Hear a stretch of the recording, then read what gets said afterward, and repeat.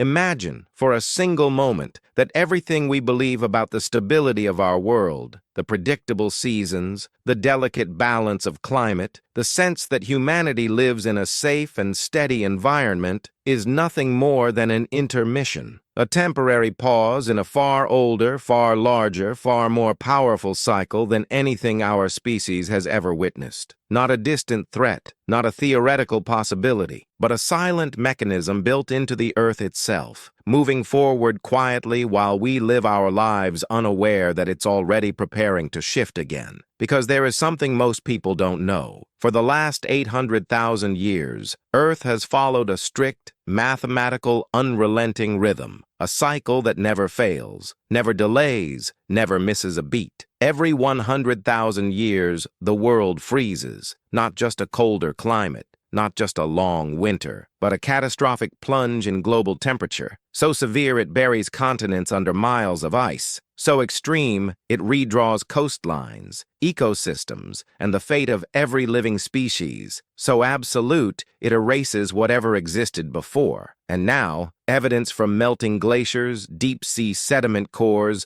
orbital measurements, and even unusual solar behavior is telling us something we can no longer ignore. The next cycle has already begun. For decades, we were taught that ice ages were random, sudden natural accidents, chaotic atmospheric events without pattern or purpose. But that belief was an illusion, the result of studying only a tiny fragment of Earth's history. As new technology allowed scientists to peer deeper into ancient ice, deeper into geological time, and deeper into the heartbeat of the planet itself, a more unsettling truth emerged. Earth does nothing by accident. It moves in patterns, in rhythms, in cycles as precise as the ticking of a cosmic clock. And when that clock marks a certain point, the world plunges into a deep freeze. But the question no one wants to ask is, why now? Why are we seeing signs identical to those that preceded every major temperature collapse of the past? Why is Earth's magnetic field weakening faster than at any point in recorded history? Why are the poles drifting with unprecedented speed? Why is the sun displaying irregularities that don't match its usual cycles? And more unsettling still, what exactly is emerging from beneath the ice that's melting for the first time in tens of thousands of years? Because while much of the world is focused on global warming, a far larger process is unfolding, one that dwarfs all modern climate models and stretches far beyond the span of human memory. These signs aren't new, they've happened before, and the last time they appeared, they heralded the most violent climate shift in the last 2.5 million years, the Younger Dryas, when Earth plunged into a sudden deep freeze that lasted more than 1,000 years. Civilizations vanished, species went extinct, and it happened almost overnight. Today, we are witnessing patterns that look alarmingly similar, with one crucial difference. This time, humanity is aware enough to recognize the signs, but not powerful enough to stop them. And if we are honest with ourselves, there's another possibility, more controversial, more unsettling, but impossible to dismiss. The possibility that we are not the first civilization to rise during this warm interval between ice ages, that others may have risen before us, advanced before us, fallen before us, and that their final traces now lie buried beneath ice so thick it is only beginning to reveal its secrets, slowly, as the planet prepares to freeze once again. Anomalous ruins, out-of-place artifacts, geological layers that shouldn't exist, structures that defy mainstream explanations, clues suggesting that every time the Great Freeze returns, the Earth wipes its own slate clean, and civilization must begin again from zero. This video is a deep investigation, perhaps the most important of them all, into what truly triggers the 100,000-year ice reset. We will explore the orbital forces, magnetic shifts, solar cycles, and geological triggers that conspire to reboot the planet. We will revisit past extinctions. We will examine whether lost civilizations once stood where ice now stretches to the horizon. And above all, we will uncover why so many scientific voices stay silent, while others are finally sounding the alarm. Because if the patterns of the past repeat, and they always repeat, then we are approaching the most critical moment in human history. But before we look forward, we must understand everything written in the past. Every signal, every warning, every trace left behind by worlds erased long before our own.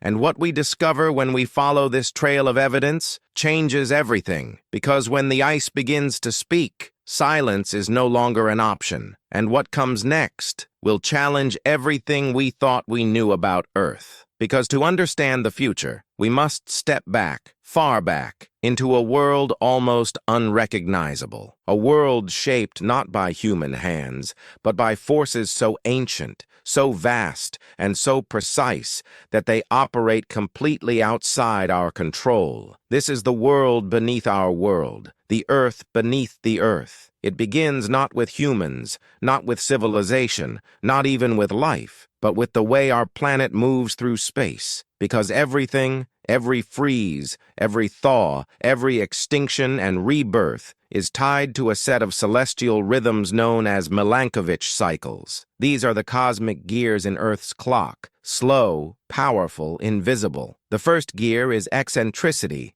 the shape of Earth's orbit around the sun. It stretches and relaxes like a long, slow breath over the course of 100,000 years. When the orbit becomes more elliptical, the difference between seasons becomes extreme. Winters grow colder, summers grow weaker, and ice begins to accumulate. Not just for years, not just for centuries, but for tens of thousands of years. The second gear is obliquity, the angle of Earth's tilt. When the tilt decreases, sunlight spreads more evenly across the planet. That might sound harmless, but it weakens summers so much that winter snow never fully melts. What begins as a thin layer of frost becomes a sheet of ice.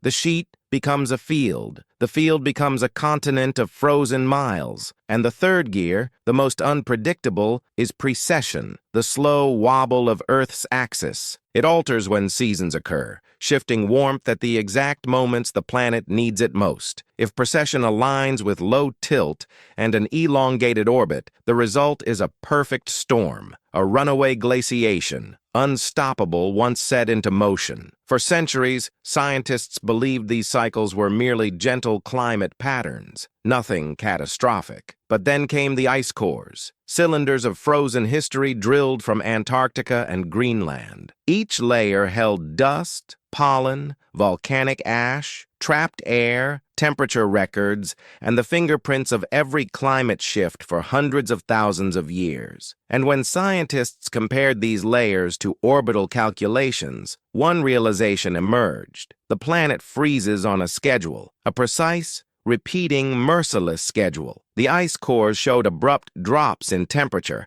not gradual declines, but sudden collapses. Within decades, sometimes just years, the global climate could shift from warm to catastrophic cold. These weren't slow changes spanning lifetimes. They were events that could devastate entire ecosystems before a single generation passed. But this pattern raises a question scientists rarely ask out loud. What happens to human civilization during those collapses? Our species is young, barely 300,000 years old, and yet at least 3 major 100,000-year cycles have passed since our earliest ancestors walked the Earth. Where does that leave us? Were we always primitive during those ice ages? Or could advanced cultures have risen and fallen in the narrow, warm windows between freezes? Most scientists dismiss the idea, but the Earth itself does not. Because every time ice retreats, it reveals something we did not expect. Strange stone formations, ancient layers of sediment displaced by enormous floods, buried coastlines far older than they should be, and in some cases, hints of human presence where no humans were supposed to exist. What could survive the crushing weight of ice for tens of thousands of years? What records, what structures, what stories would remain? The answer is simple: almost none. If an advanced civilization existed before the last great freeze, the ice would have erased all but its deepest, most durable traces. Now imagine this: a world where sea levels were 400 feet lower, where coastlines stretched far beyond those we know today, where entire cities, if they existed, now lie submerged in darkness, untouched for over 12,000 years. Places like Doggerland, Sunderland, the Bering Land Bridge, ancient river valleys off the coast of India and Japan, all vanished beneath rising seas when the last ice age ended abruptly. For most people, history begins with Mesopotamia, Egypt, and Sumer. But what if these were not the first civilizations, only the first survivors of the last reset? The Younger Dryas, the last sudden freeze, ended around 11,600 years ago, the same moment Plato claimed the destruction of Atlantis occurred. Just a coincidence? Or a memory handed down from a world wiped out by the final convulsions of the last glacial collapse? To understand this cycle, we must first understand its consequences. Ice ages are not gentle. They are not slow. They are violent transitions, shifting the Earth's crust, redirecting rivers, unleashing superstorms, and triggering ocean currents that can transform the planet in days. And all of these patterns are beginning to reappear. The magnetic field is weakening, just like it did before past climate resets. The poles are drifting, just like they did before previous collapses. The sun is entering irregular activity, just like before known climate anomalies. And deep ocean temperature patterns are shifting in ways identical to those that preceded past plunges. This isn't fear. This is data. Cold, ancient, undeniable data. But there is one question that rises above all others. A question more important than any scientific model, any theory, any warning. What exactly triggers the tipping point? What shifts the world from warming interval to sudden global freeze? And why does it always happen so quickly? To answer that, we must look not at the stars, but at the earth beneath our feet, because the next clue lies deep underground, in the shifting heart of the planet itself. And what we find there will shake the foundation of everything we think we know about the coming reset. Because beneath our feet lies a force far more volatile, far more unpredictable, and far more influential on Earth's climate than most people realize. A force that has flipped, weakened, surged, and collapsed countless times across geological history, each time leaving scars in stone, ash, oceans, and ice. To understand this next piece of the puzzle, we must travel downward, not into myth, but into the Earth's core. Our planet is not a silent sphere of rock. It is a living engine,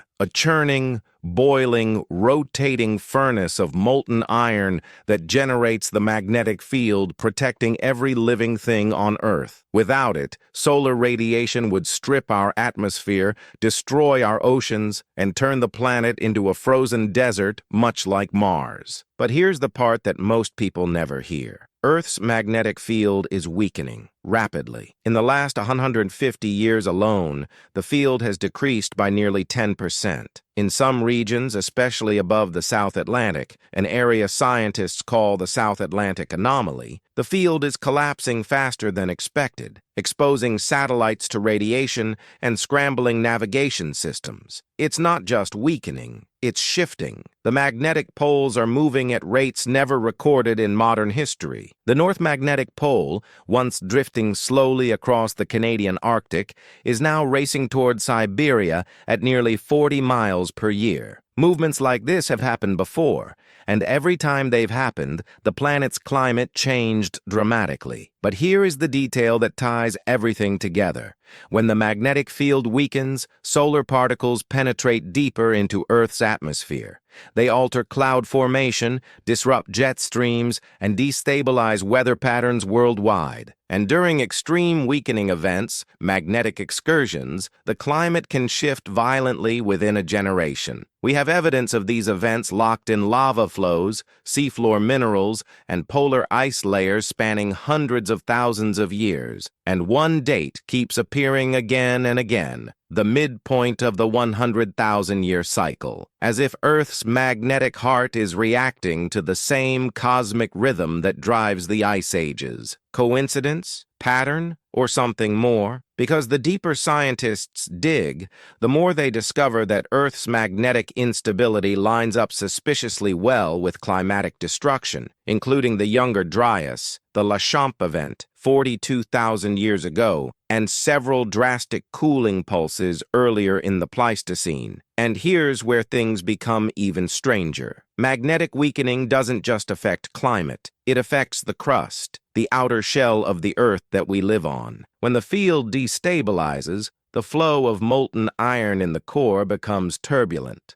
That turbulence causes minute shifts in the rotation speed of Earth's mantle and crust. To us, it feels like nothing, but geologically, it's a seismic whisper, the kind that precedes massive crustal adjustments. These adjustments trigger something else that appears throughout Earth's history: megafloods, sudden, catastrophic bursts of water, sometimes unleashed by collapsing ice dams, sometimes triggered by shifts in seafloor pressure, and sometimes originating from deep glacial lakes the size of entire countries. These floods carve valleys, erase coastlines, and obliterate everything in their path. The last time this happened on a global scale? Right at the end of the Younger Dryas. The same moment, civilizations around the world suddenly appeared with fully formed agriculture, architecture, astronomy, and myths describing a world destroyed by water and ice. Coincidence or memory? Because as we follow this breadcrumb trail through time, we begin to see connections that shouldn't exist, but do. Around 12,800 years ago, at the onset of the Younger Dryas, something triggered a massive meltwater pulse. North America's ice sheet cracked open, ocean currents collapsed, temperatures plummeted, and megafauna, mammoths, giant sloths, saber-toothed cats, vanished in a geological instant. At the same time, human cultures on every continent described a sudden darkness, a sudden cold, a sudden fall of the sky. Now imagine being alive then. Imagine watching the world collapse within your own lifetime. Forests dying, oceans shifting, ice walls rising like mountains. Survival would override everything. Knowledge would fragment. Stories would become legends. Legends would become myths. Myths would become the foundations of civilizations that re-emerged after the ice retreated. And that is where the conflict begins, not in the natural world, but in our interpretation of it. Because mainstream science insists the Younger Dryas was caused solely by meltwater disrupting the Atlantic circulation. But this explanation fails to address a fundamental problem. Where did the sudden global cold come from? Where did the abrupt magnetic anomalies come from? Why did species disappear worldwide? And why do so many cultures share eerily similar stories of a burning sky, then a freezing darkness? Something happened, something big, something sudden, something we still don't fully understand. And that brings us back to today. Because current measurements show the magnetic field weakening, the poles accelerating, the sun entering unpredictable cycles, the oceans destabilizing, the atmosphere showing patterns consistent with pre-glacial transitions, signs that preceded every known ice age collapse. And if the past is repeating, if the 100,000-year cycle is reaching its turning point again, then the forces that tore apart ancient worlds may be gathering once more. But what exactly triggers that final snap? The shift from instability to total planetary reset. To find that answer, we must turn our eyes upward, toward the star that gives us life, and in the right circumstances can take it away. And what the sun is doing now is more alarming than anyone expected. Because if Earth's magnetic field is the shield, the sun is the sword, the driving force of every climate pattern, every warming pulse, every cooling plunge. And when that balance wavers, history shows that the consequences reach across continents, oceans, and civilizations. For decades, we assumed the sun was predictable, steady, almost gentle, a reliable star with minor fluctuations. But the deeper astronomers look,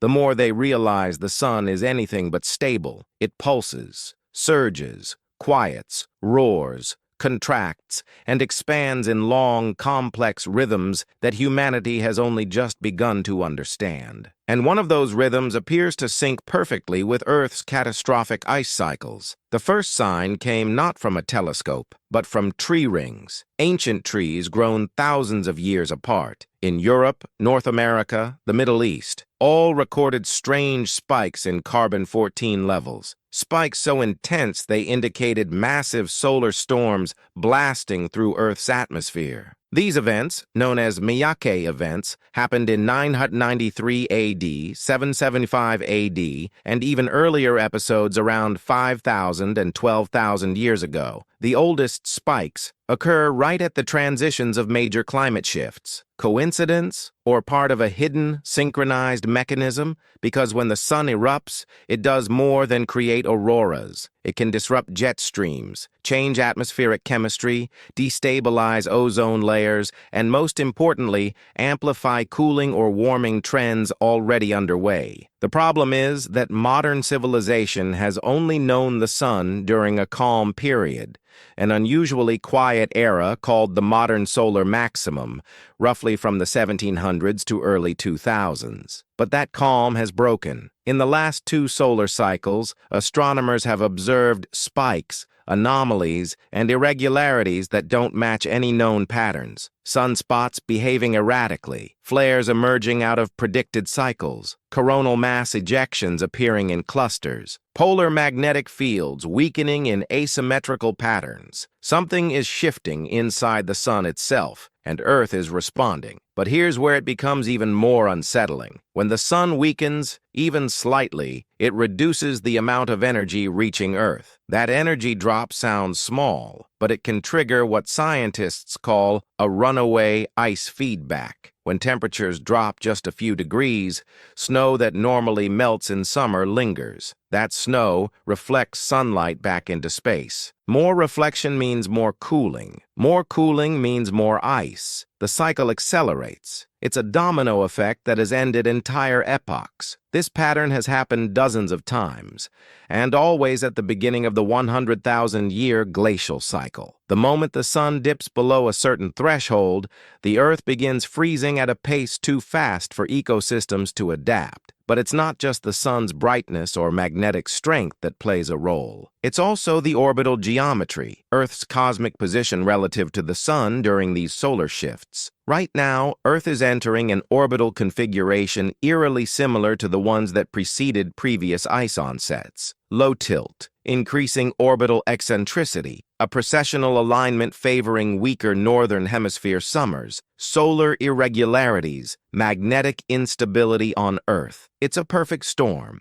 a storm that has happened before, a storm that always ends the same way. And that's where the investigations take a darker, more controversial turn. Because what if this cycle doesn't just destroy ecosystems, but entire civilizations? What if the last time the sun dimmed and Earth plunged into sudden cold, humanity was not alone on this planet? Across the world, archaeological teams are discovering something that doesn't fit the accepted timeline of human development. Structures older than agriculture, monoliths older than written language, temples aligned with stars from 12,000 years ago, cities submerged under oceans that rose at the end of the last ice age, Göbekli Tepe in Turkey, a megalithic site so advanced, so deliberately engineered that researchers can't explain who built it or why it was intentionally buried. Some sections date to 9600 BC, nearly the exact moment the Younger Dryas ended. The ruins beneath the waters of Yonaguni in Japan, massive stone terraces carved with intention. The sunken structures off the coast of India's Gulf of Cambay,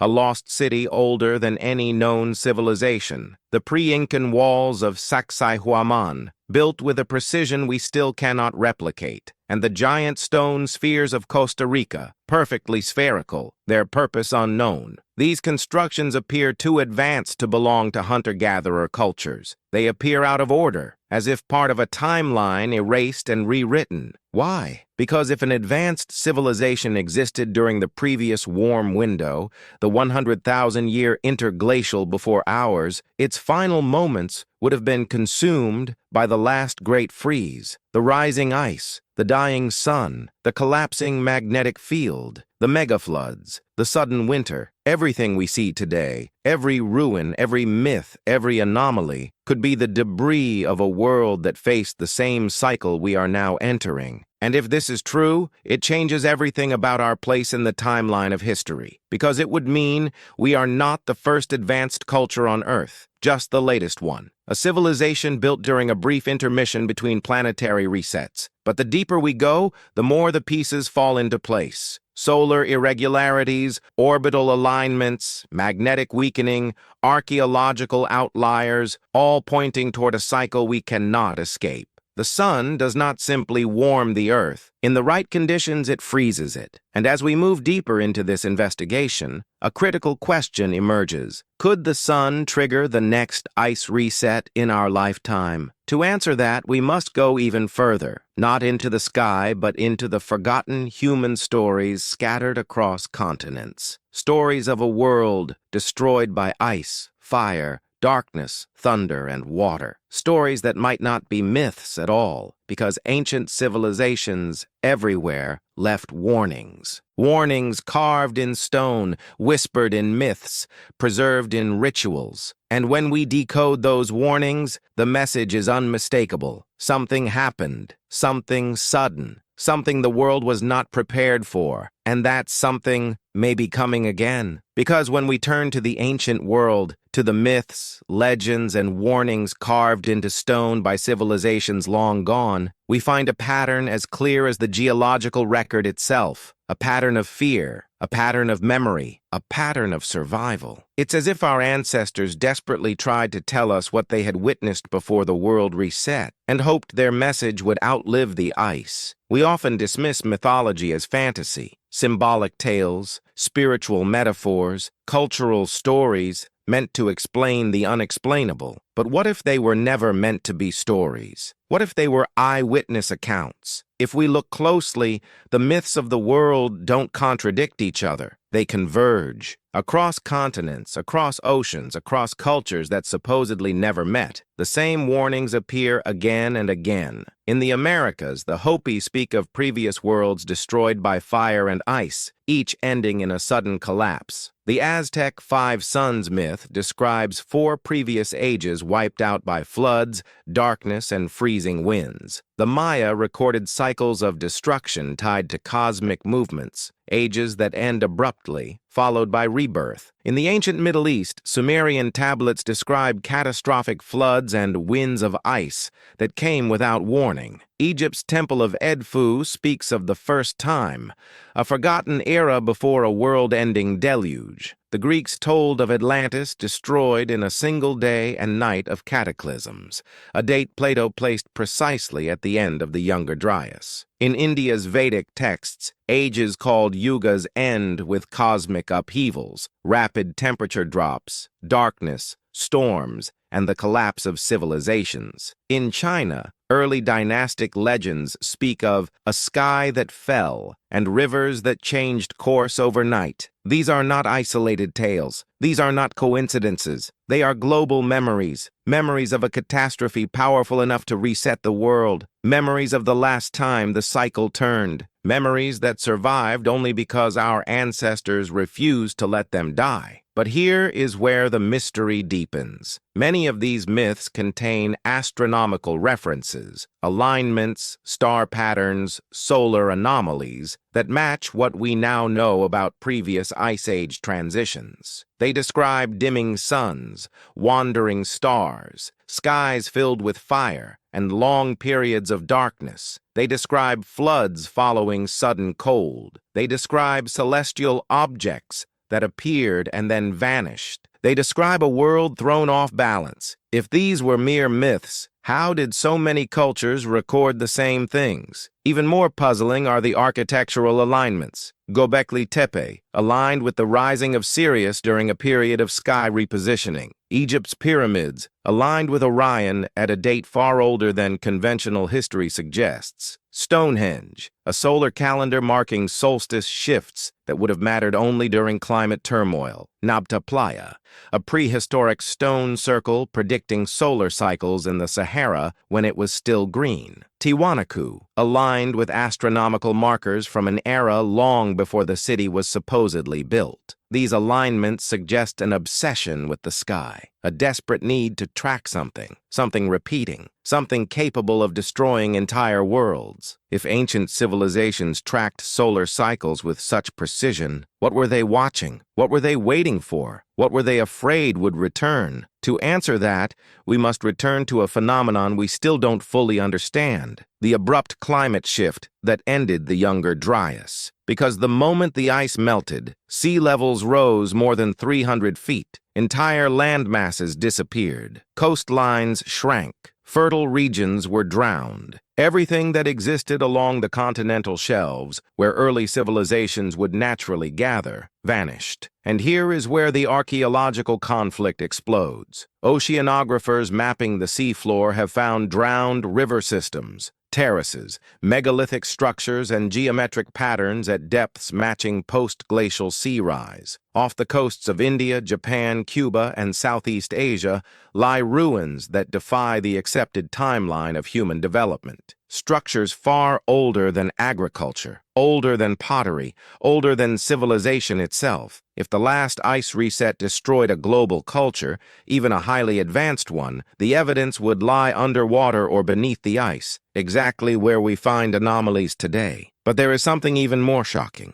A growing number of glaciologists, geophysicists, and archaeologists, quietly, cautiously, have begun to notice something. The timeline of the Younger Dryas extinction lines up closely with solar anomalies, magnetic fluctuations, and orbital alignments identical to those we are experiencing today. The same patterns, the same signatures, the same warnings. If Earth truly moves through a 100,000-year cycle, a cycle driven by orbital shifts, solar dimming, magnetic instability, and crustal upheaval, then the last collapse is not mythology. It is precedent. And if precedent holds, we are not at the end of the cycle. We're at the beginning. The signs that once preceded ice are rising again. The anomalies ancient cultures feared are reappearing. The same celestial patterns they tracked, with stones, temples, pyramids, and legends, are aligning again right now. But before we confront what that means for our own future, we must dive even deeper into the geological record, into the layers of rock and ice that reveal exactly how fast climate can collapse. Because the most terrifying truth is this: ice ages do not arrive slowly. They strike with shocking speed, and once they begin, there is no reversing them. The next layer of this investigation reveals just how sudden and how deadly the ice reset truly is. And what comes next will change everything we thought we knew about the timeline of our world. Because when we drill down into the geological record, into the cold, compressed memories of ice cores, the jagged signatures of ancient sediments, the magnetic lines frozen in volcanic rock, we discover something far more unsettling than slow glacial creep or gradual climate drift. Earth's great freezes don't take thousands of years to arrive. They strike in decades, sometimes in single lifetimes. This is the part of the story most people never hear, not because the data is hidden, but because the implications are too disturbing. The popular image of an ice age is a slow descent into cold, snow accumulating inch by inch, world changing quietly as generations pass. But the truth recorded in Greenland and Antarctic ice cores tells a very different story. A violent story, a sudden story, a story of climatic whiplash so intense it defies everything we were taught in school. In the ice layers corresponding to the younger Dryas, scientists found something astonishing. Temperatures in parts of the northern hemisphere dropped up to 18 degrees Fahrenheit in less than a decade.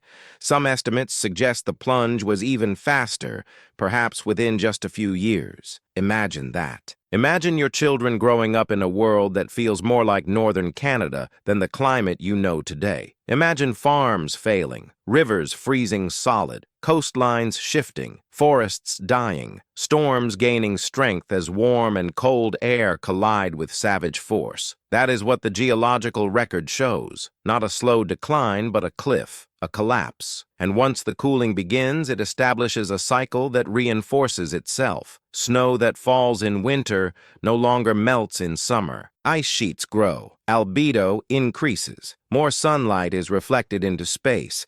The planet cools further. The cycle accelerates like a runaway train. The worst part? There is no natural off switch. Once an ice age begins, nothing stops it until orbital mechanics shift again, tens of thousands of years later. But the most chilling discoveries lie not in ice cores, but in sediments, layers of silt and sand laid down in massive, sudden floods, deposits of boulders the size of cars scattered across landscapes where no water flows today, entire canyons carved in hours or days by torrents of meltwater unleashed when ice dams hundreds of feet tall gave way. The Missoula floods in North America, the Baltic ice lake outburst, the catastrophic draining of Lake Agassiz, the scablands, ripped open by water roaring at speeds comparable to modern tsunamis. These were not mild events. These were world-ending events. And they all happened during the same climatic transitions, at the onset or the end of major ice cycles. But here is the twist that turns geological theory into existential warning. Some of these megafloods appear to have started before global temperatures shifted, as if something triggered them, as if something pushed the climate system past its breaking point. The debate over what caused that something has become one of the most heated conflicts in modern science. One camp argues for meltwater pulses triggered by solar shifts or magnetic weakening. Another camp believes a cataclysmic event, a comet impact or airburst,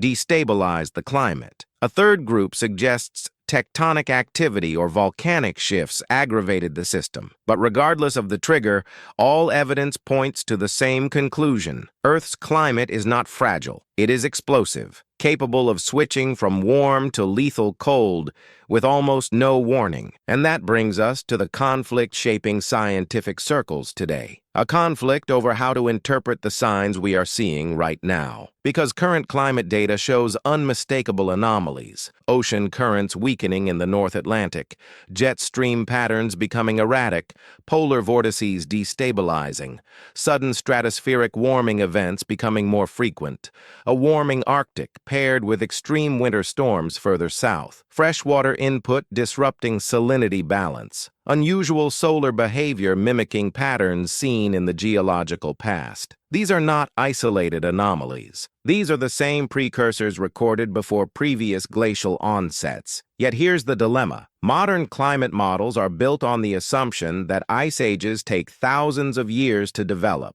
If that assumption is wrong, if the truth is sudden cooling, then our entire scientific framework collapses. And that is why this topic is so contentious. Acknowledging the sudden nature of past ice resets means acknowledging a dangerous possibility. The next transition might already be underway. The atmosphere doesn't shift gradually. It fractures. It reorganizes. It snaps into a new state, like a circuit overloaded. Weather patterns change first. Violent storms, unexpected freezes, strange heat waves, out-of-season extremes. Then the oceans respond. Currents weaken, warm pools shift, cold blobs appear, then ecosystems collapse. Migrations fail, crops suffer, food chains fracture, and finally, the snow stops melting. That is the moment the reset becomes irreversible. But there's another layer to this story, one that's been buried not in ice or stone, but in the one place we rarely think to look: subterranean records, ancient caves, crystals, stalagmites, and underground chambers that track rainfall, temperature, and cosmic radiation. These formations hold timelines of climate chaos stretching back hundreds of thousands of years, and in them we see unmistakable evidence of abrupt cold spells coinciding with magnetic weakening and solar irregularities. Exactly what we see today. The deeper we look, the clearer the pattern becomes. The Earth does not drift into ice. It falls into it. And yet, for all this data, for all this evidence, for all these ancient warnings, there is still one final piece missing. One last clue that may tie everything together. A clue that doesn't lie in science alone, but in the combined memories of ancient humanity. Because the next step of this investigation leads us back to the civilizations that lived through the last collapse, and to the question they left behind. If they survived the reset, how did they do it? And what did they try to tell us? The answers hide in ruins, in myths, and in symbols older than recorded history. And what they reveal next changes the entire trajectory of this story. Because when we follow the trail of clues left behind by the survivors of the last great collapse, we find something unexpected, something that does not fit neatly into the textbook version of human history. We find knowledge that should not exist, markers that should not align, warnings carved with a level of precision and intent far beyond what we were taught ancient people were capable of. It is as if someone, or some group, attempted to leave a message not for their time, but for ours. To understand this message, we must begin with the oldest structures known to man.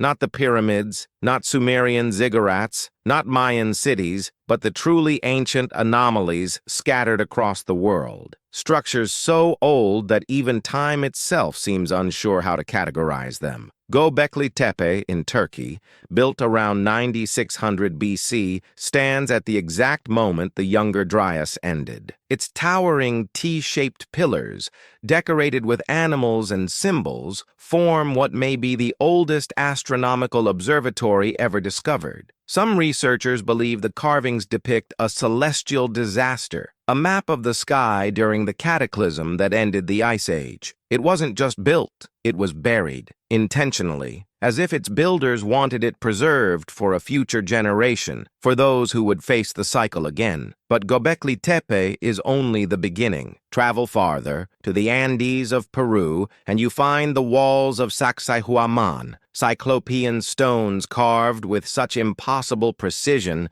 that modern engineers still debate how they were shaped and moved. These stones interlock like a puzzle, resistant to earthquakes, floods, and time itself. They look less like the work of a primitive culture, and more like the infrastructure of a civilization rebuilding after a great catastrophe. Cross the ocean to Easter Island, and the story deepens. The Rapa Nui speak of a time when the world fell into darkness, when the ocean rose and drowned distant homelands. Their ancestors fled across the sea, carrying knowledge of astronomy and stone shaping they claim to have inherited from a lost world. Look to Egypt, and the pattern emerges again. The Sphinx shows erosion from heavy rainfall that could only have occurred prior to 10,000 BC, when the Sahara was not a desert, but a lush green region, a time when a civilization may have lived, built, risen, and fallen. Again, right at the Younger Dryas boundary. Go farther still, to the ruins found beneath the Gulf of Cambay in India. Sonar scans have revealed symmetrical structures, grid-like streets, and stone artifacts carbon-dated to nearly 9,500 BC.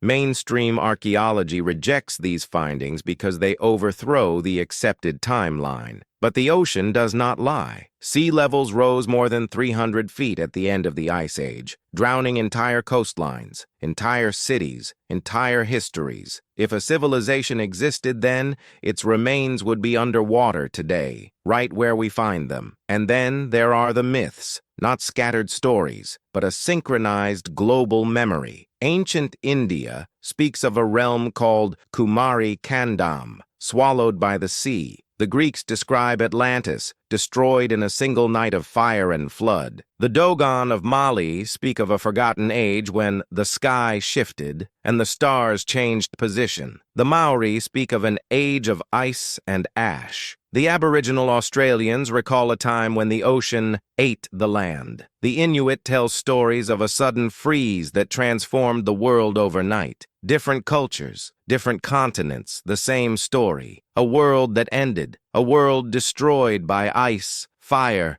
darkness, and rising seas. A world that may have been far more advanced than we imagine. But here is the part that we cannot ignore. These stories often include knowledge that appears scientific: orbital patterns, precessional cycles, astronomical alignments, and geological events that ancient cultures should not have been able to understand. Unless they inherited that knowledge from ancestors who lived before the reset, unless the world that came before ours was far older, far more capable, and wiped almost clean by the last ice collapse. And if that is true, then the people who survived weren't just rebuilding, they were remembering, preserving fragments, passing warnings forward. But what were they warning us about? To find out, we must examine the symbols scattered across the world. Repeated motifs that appear in cave art, stone carvings, pottery, and oral traditions. The spiral, symbolizing cycles, cosmic motion, and returning cataclysm. The serpent, representing the sky river, perhaps the shifting Milky Way or the magnetic wobble. The wheel,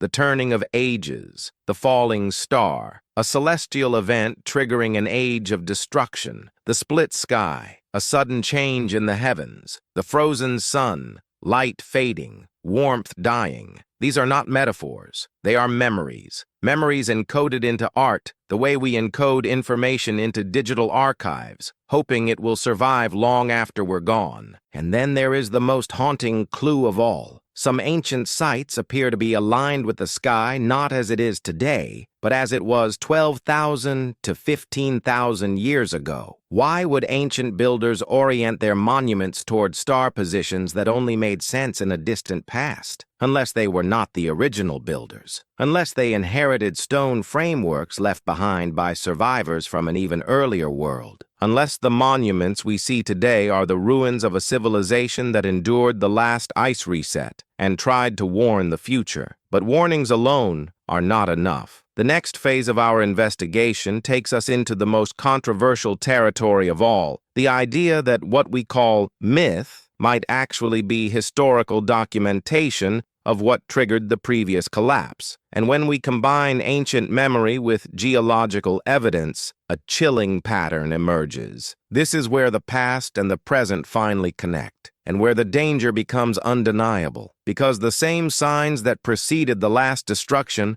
are appearing again today, and what comes next will reveal the true mechanism behind the ice reset, a mechanism more powerful, more violent, and more precise than anything we've considered so far. To understand it, we must look at one of the most misunderstood forces in Earth's climate system. Not the sun, not the magnetic field, not orbital cycles, but the ocean. The ocean is not just water. It is a global engine, a conveyor belt of heat, salt, and energy that determines the climate of the entire planet. Every warm summer, every cold winter, every drought, every storm, all of it depends on the movement of water, not air. And there is one current above all others that holds the key to Earth's stability: the Atlantic Meridional Overturning Circulation, or AMOC. Most people don't know the name, but they know what it does. It carries warm water from the tropics to the North Atlantic. It releases heat into the atmosphere, keeping Europe and the Northern Hemisphere habitable. It sinks cold water into the deep ocean,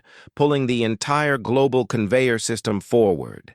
It balances salinity.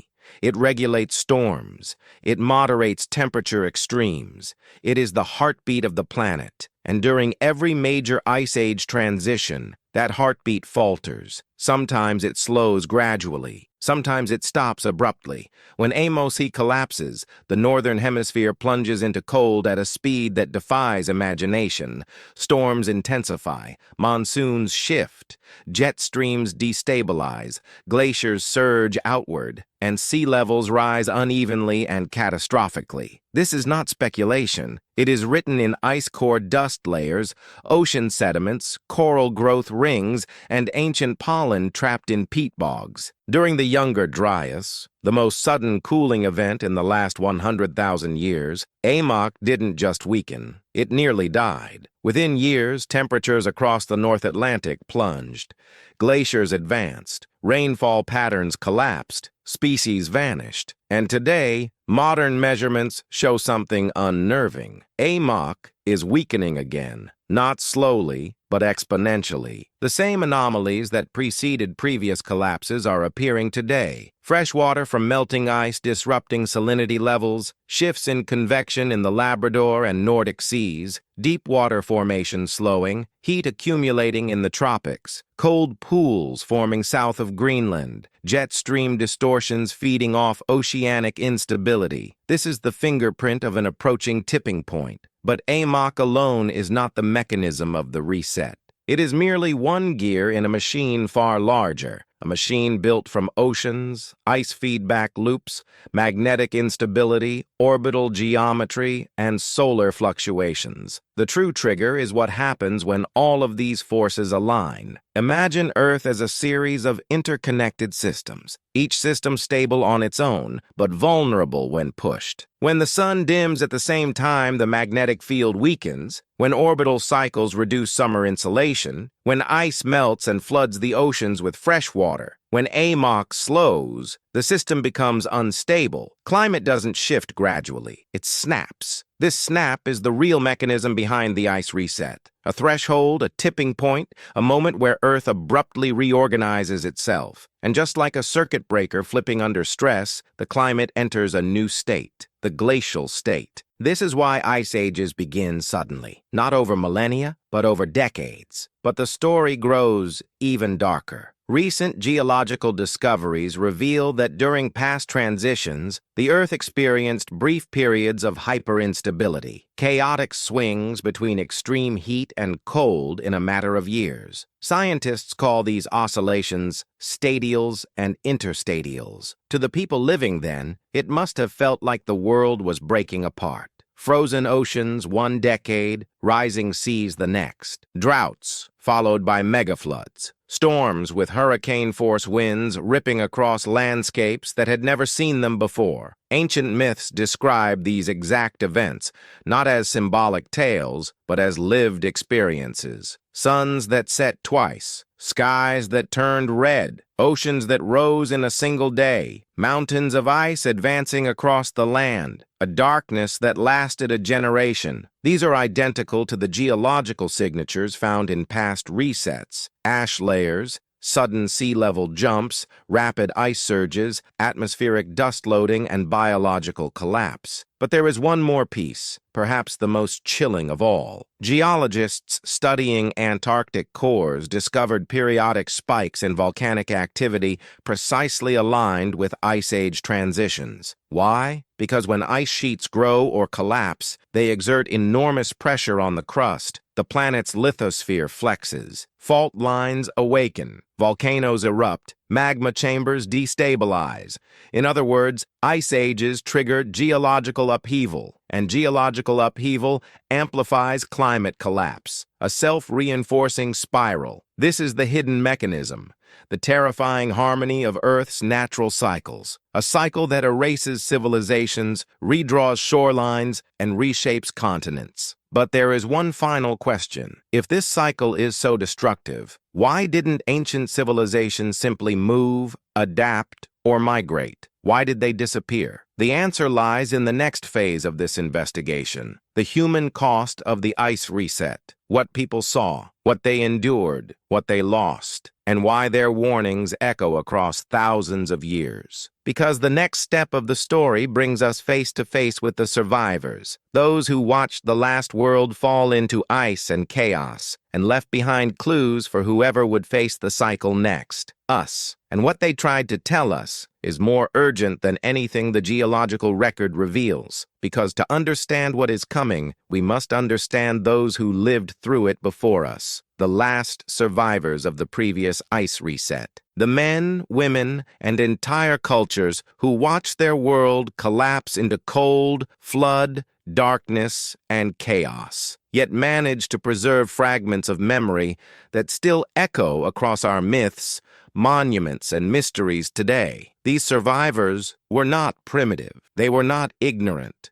They were not scattered tribes wandering aimlessly across a frozen wasteland. Everything they left behind suggests the opposite. They were organized, intelligent, observant, and deeply aware that their world was ending, and that the next world might never know who they were. The first clue comes from the sudden rise of agriculture. Mainstream history teaches that agriculture began around 10,000 BC because humans discovered farming after tens of thousands of years as hunter-gatherers. But the archaeological record tells a different story. Agriculture didn't evolve gradually. It appeared suddenly in multiple regions, almost at the exact moment the Younger Dryas ended, in the Fertile Crescent, in China, in Mesoamerica, in the Andes, different continents, different crops, different climates, same moment in time. It's as if survivors of the Ice Age carried with them a memory, a blueprint of a lost world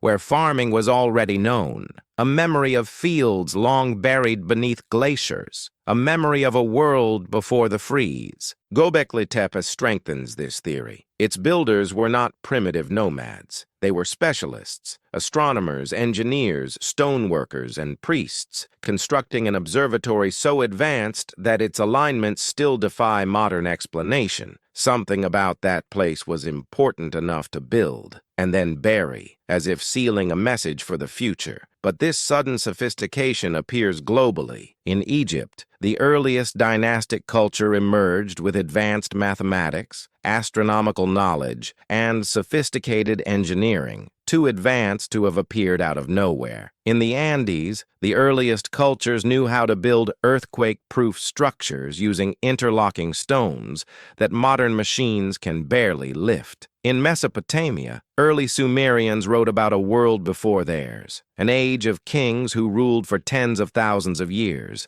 an age destroyed by flood and ice. In China, the earliest emperors claimed to inherit calendars and star charts from a lost age. In Australia, Aboriginal peoples preserve stories of coastlines swallowed by rising seas, stories confirmed by modern geography and dating back 12,000 years. It is as if the survivors of the last reset carried fragments of a shattered world and rebuilt from what they remembered. But memory is fragile, knowledge is brittle, information decays, and when a civilization is nearly erased, when only a handful of survivors remain, they preserve what they can, sometimes in stone, sometimes in myth, sometimes in star alignments, sometimes in a story so encoded in ritual that repetition becomes the only reason it endures. But what exactly did they witness? Ancient accounts across the world describe the same sequence of events: a sky that darkened, a sudden unnatural cold, a roar of wind unlike anything known, ice advancing from the north, thunder without storms, a burning in the sky, a flood of water swallowing the lowlands, and then silence. These aren't random images. They match exactly what the geological record shows: sudden cooling, widespread fires,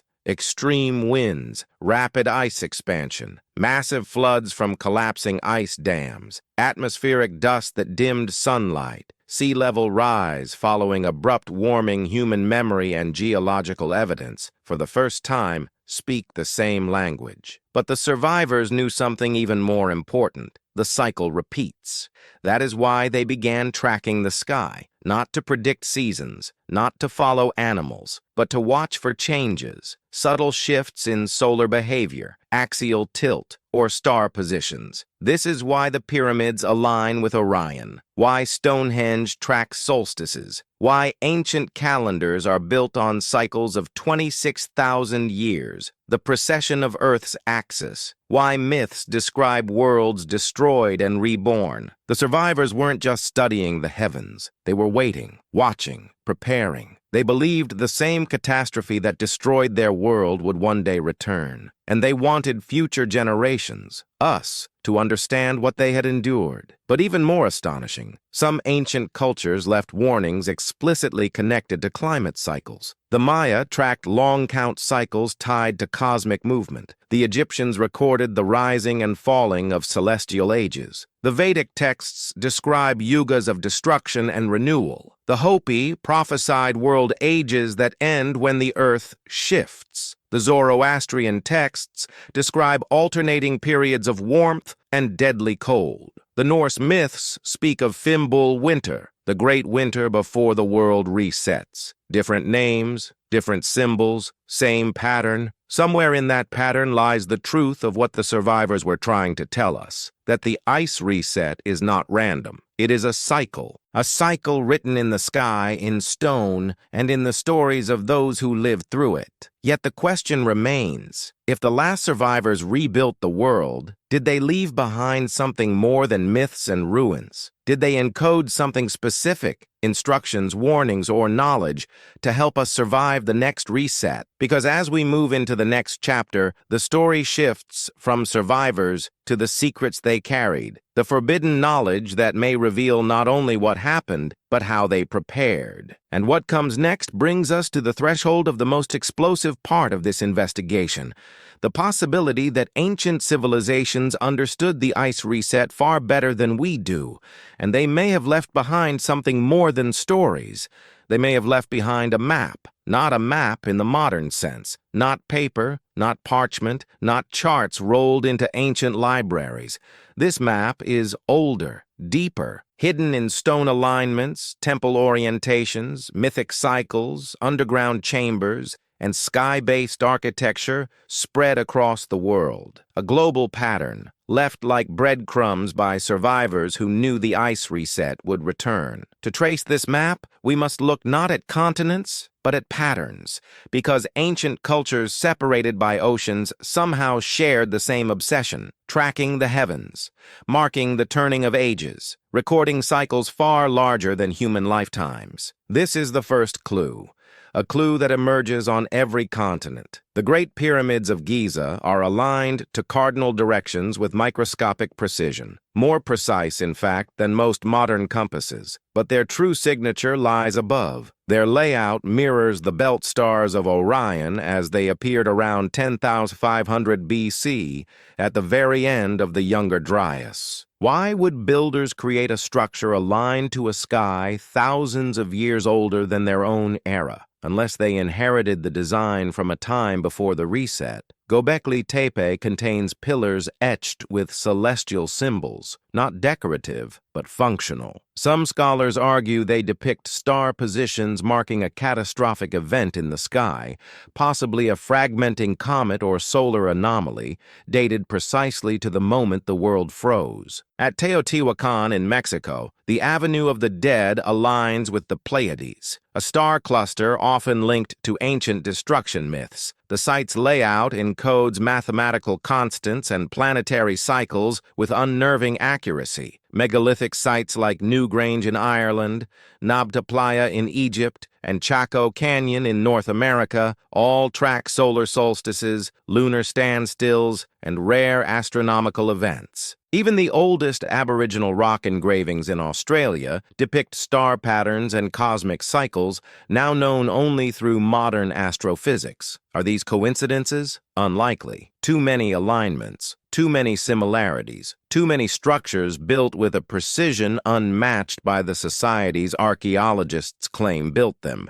It is as if the survivors of the last ice reset were saying, "Look to the sky. The answer is there." But the map is not just celestial, it is geological. The world's oldest myths describe lost lands swallowed by rising seas, and modern sonar mapping reveals drowned coastlines that perfectly match those stories. Consider Doggerland, a massive land bridge that once connected Britain to Europe. It was home to rivers, forests, and human settlements, now buried under the North Sea. It disappeared rapidly around 8,500 years ago in a violent flood. Or Sundaland, the now drowned subcontinent of Southeast Asia, once larger than India, likely home to tens of millions of people. Its flooding corresponds with the final meltwater pulses of the last ice age. Or Beringia, the landmass connecting Asia and North America, not merely a migration corridor, but a lost world itself. Every one of these submerged regions would have been prime territory for ancient civilizations, and every one of them vanished beneath the sea during the last reset. But the true brilliance of the ancient map lies in how survivors encoded the cycle. Across the world, ancient cultures fixate on long-duration cycles. The Maya long count tracks cycles of roughly 5,125 years,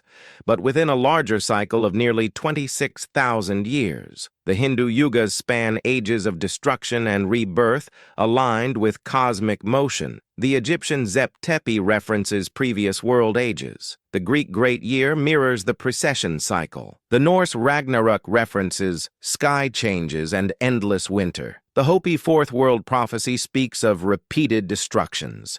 These are not disconnected myths. They describe the same long clock, Earth's precessional cycle of 25,920 years, linked to changes in climate, magnetism, and cosmic radiation. Why were ancient people tracking these massive cycles unless they had once lived through something catastrophic tied to them? But then comes the most mysterious clue, the one that suggests ancient survivors did more than warn us. They attempted to leave instructions. Certain sites appear to encode data that only makes sense when interpreted together. Giza's pyramid shafts align to stars marking precessional epochs. Göbekli Tepe's animal reliefs resemble constellations frozen in a specific cosmic moment. Tiwanaku's Gate of the Sun encodes a calendar far older than the culture that inherited it, and the Sumerians left a list of rulers spanning tens of thousands of years, rulers who lived before the Great Flood. These fragments together form something extraordinary, a global memory system, a distributed archive, a map of time, not a map of geography, but a map of cycles. The ancient world may have been telling us, when the stars reach this position,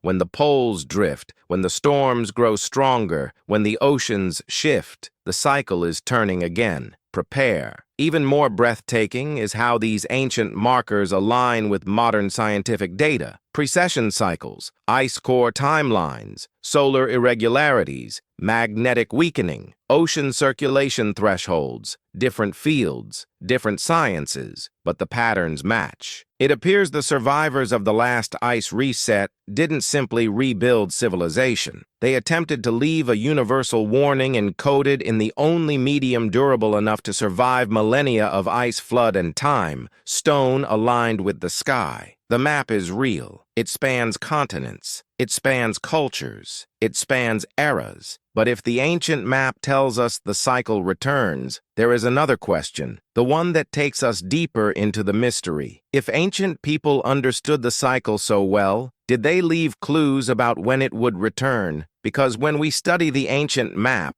not as scattered ruins but as a unified system, a chilling realization emerges. The ancient world wasn't just tracking the stars. It was tracking time itself, a countdown, a cycle, a cosmic clock. And according to this ancient clock, we are nearing the end of an age. To understand this countdown, we must return to the oldest celestial cycle tracked across the world. Precession, the slow wobble of Earth's axis, completing one full rotation approximately every 25,120 years. Ancient cultures didn't just observe this cycle, they built entire worldviews around it. But why? Why would civilizations with no telescopes, no satellites, no scientific instruments care so deeply about a cycle lasting longer than any human lifespan? Unless something monumental, something catastrophic, occurred at the turning of that cycle. The Great Pyramids aligned to the sky as it looked around 10,500 BC, the last major precessional transition. Göbekli Tepe was built during that same period. The end of the Younger Dryas, the sudden melting of the ice, happened then. Sea levels surged, species vanished, cultures collapsed. A new world emerged from the old. Now, 12,000 years later, we are at the opposite end of that same cycle, approaching a new turning point, another precessional gateway. But the ancients didn't just track this long cycle.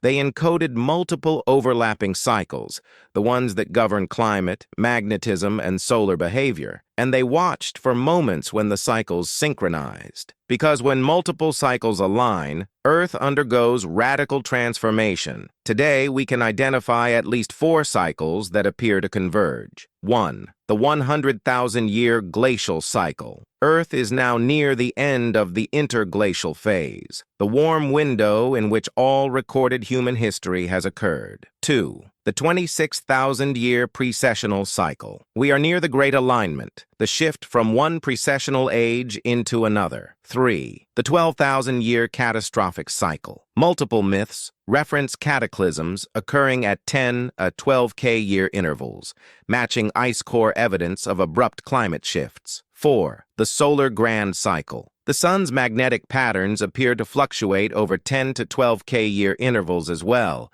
The last major destabilization corresponds with the Younger Dryas. All of them are converging in our era. Is it coincidence, or is this the cycle the ancients feared? To decode their warnings, we must turn to the symbols and numbers they left behind. The Mayan long count ends a major cycle of 5,125 years.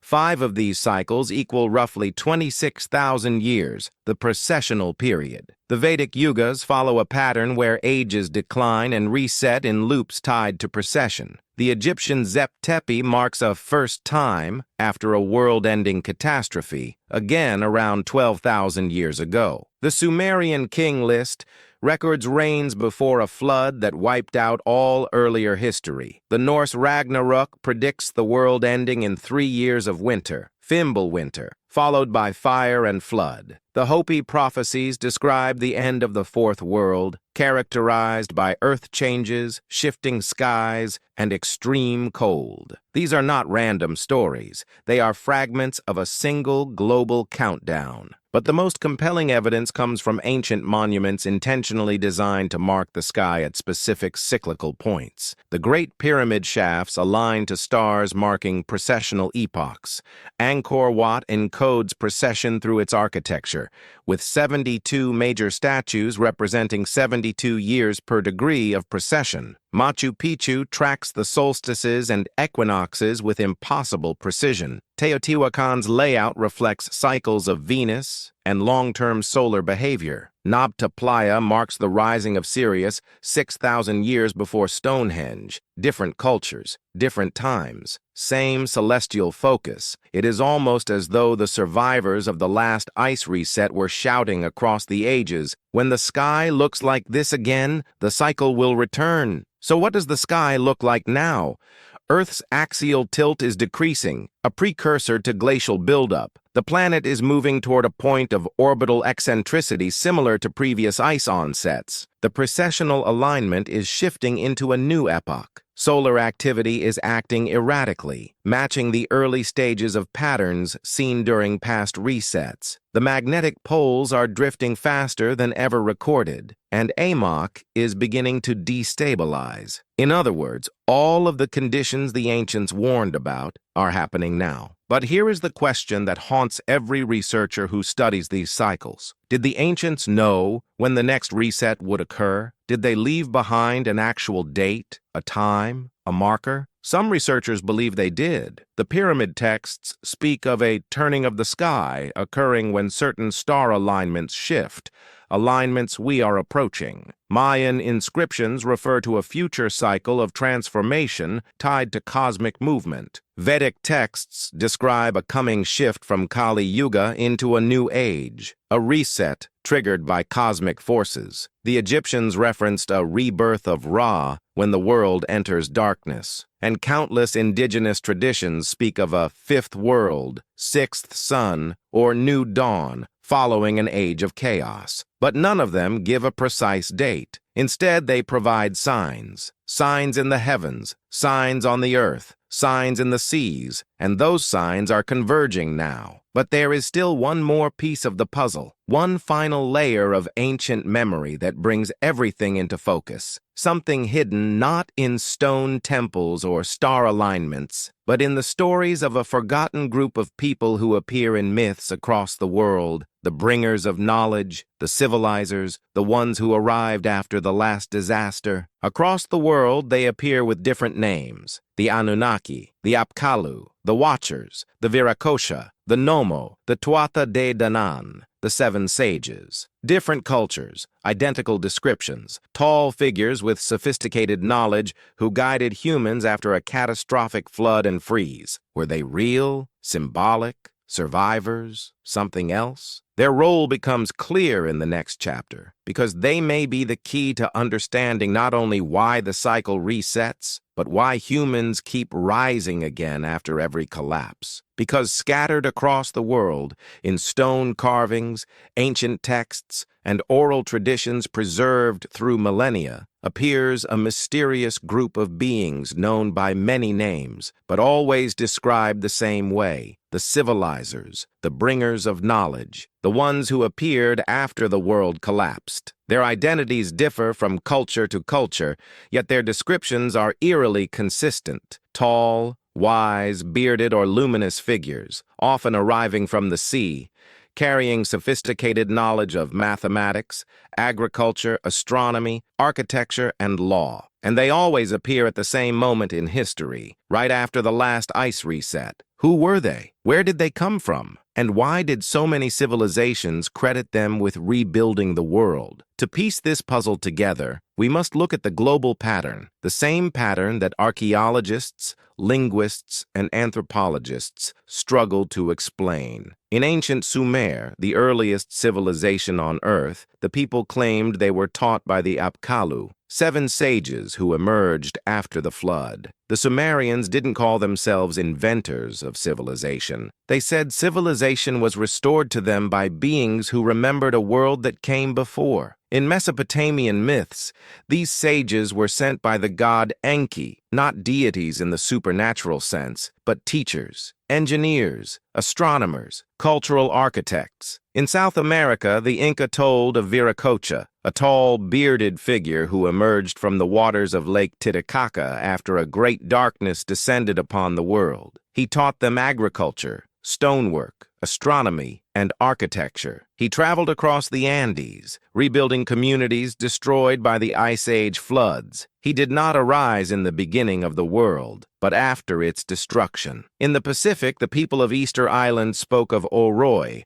a great teacher who arrived after the sea swallowed entire lands. They described him as pale, tall, radiant, a visitor bearing knowledge of stone carving and navigation. In North America, the Hopi spoke of Kachinas, star-like beings who arrived after the destruction of the Third World, guiding the survivors into the Fourth. In Australia, Aboriginal traditions describe the Wangina, luminous figures who brought laws, art, and knowledge after the world underwent a devastating transformation. In Greece, there were the Titans and the later rebuilding gods who restored order after cosmic catastrophe. In Egypt, Thoth was said to have rebuilt civilization after the Great Flood, preserving knowledge through a time of darkness. Different names, different continents, same story, a world-ending event, survivors wandering the ruins, and then the arrival of the civilizers. But the question is not whether these figures existed. The real question is who they were. Were they refugees from a lost civilization? Members of a surviving elite who carried knowledge across oceans? Descendants of a technologically advanced culture erased by the ice?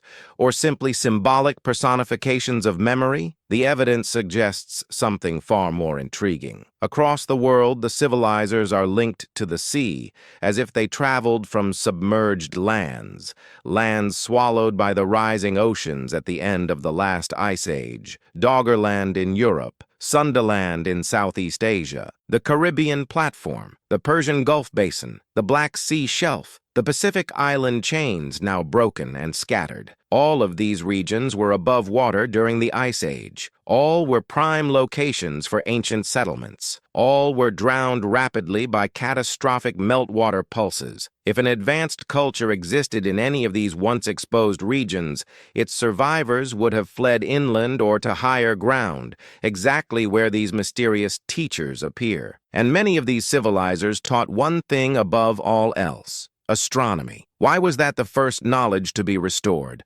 Why not medicine or metallurgy or language? Because astronomy was the key to survival. It was the knowledge of cycles, the ability to predict climate shifts, the wisdom needed to avoid repeating the same mistakes. The ancient world didn't just look at the stars for beauty. They looked because the stars told them when the world would change. But the civilizers brought more than knowledge of the sky. They brought engineering techniques far beyond what their host cultures possessed. Polygonal stonework so precise we cannot replicate it today. Megalithic alignments tracking solstices and equinoxes. Advanced knowledge of irrigation and agriculture.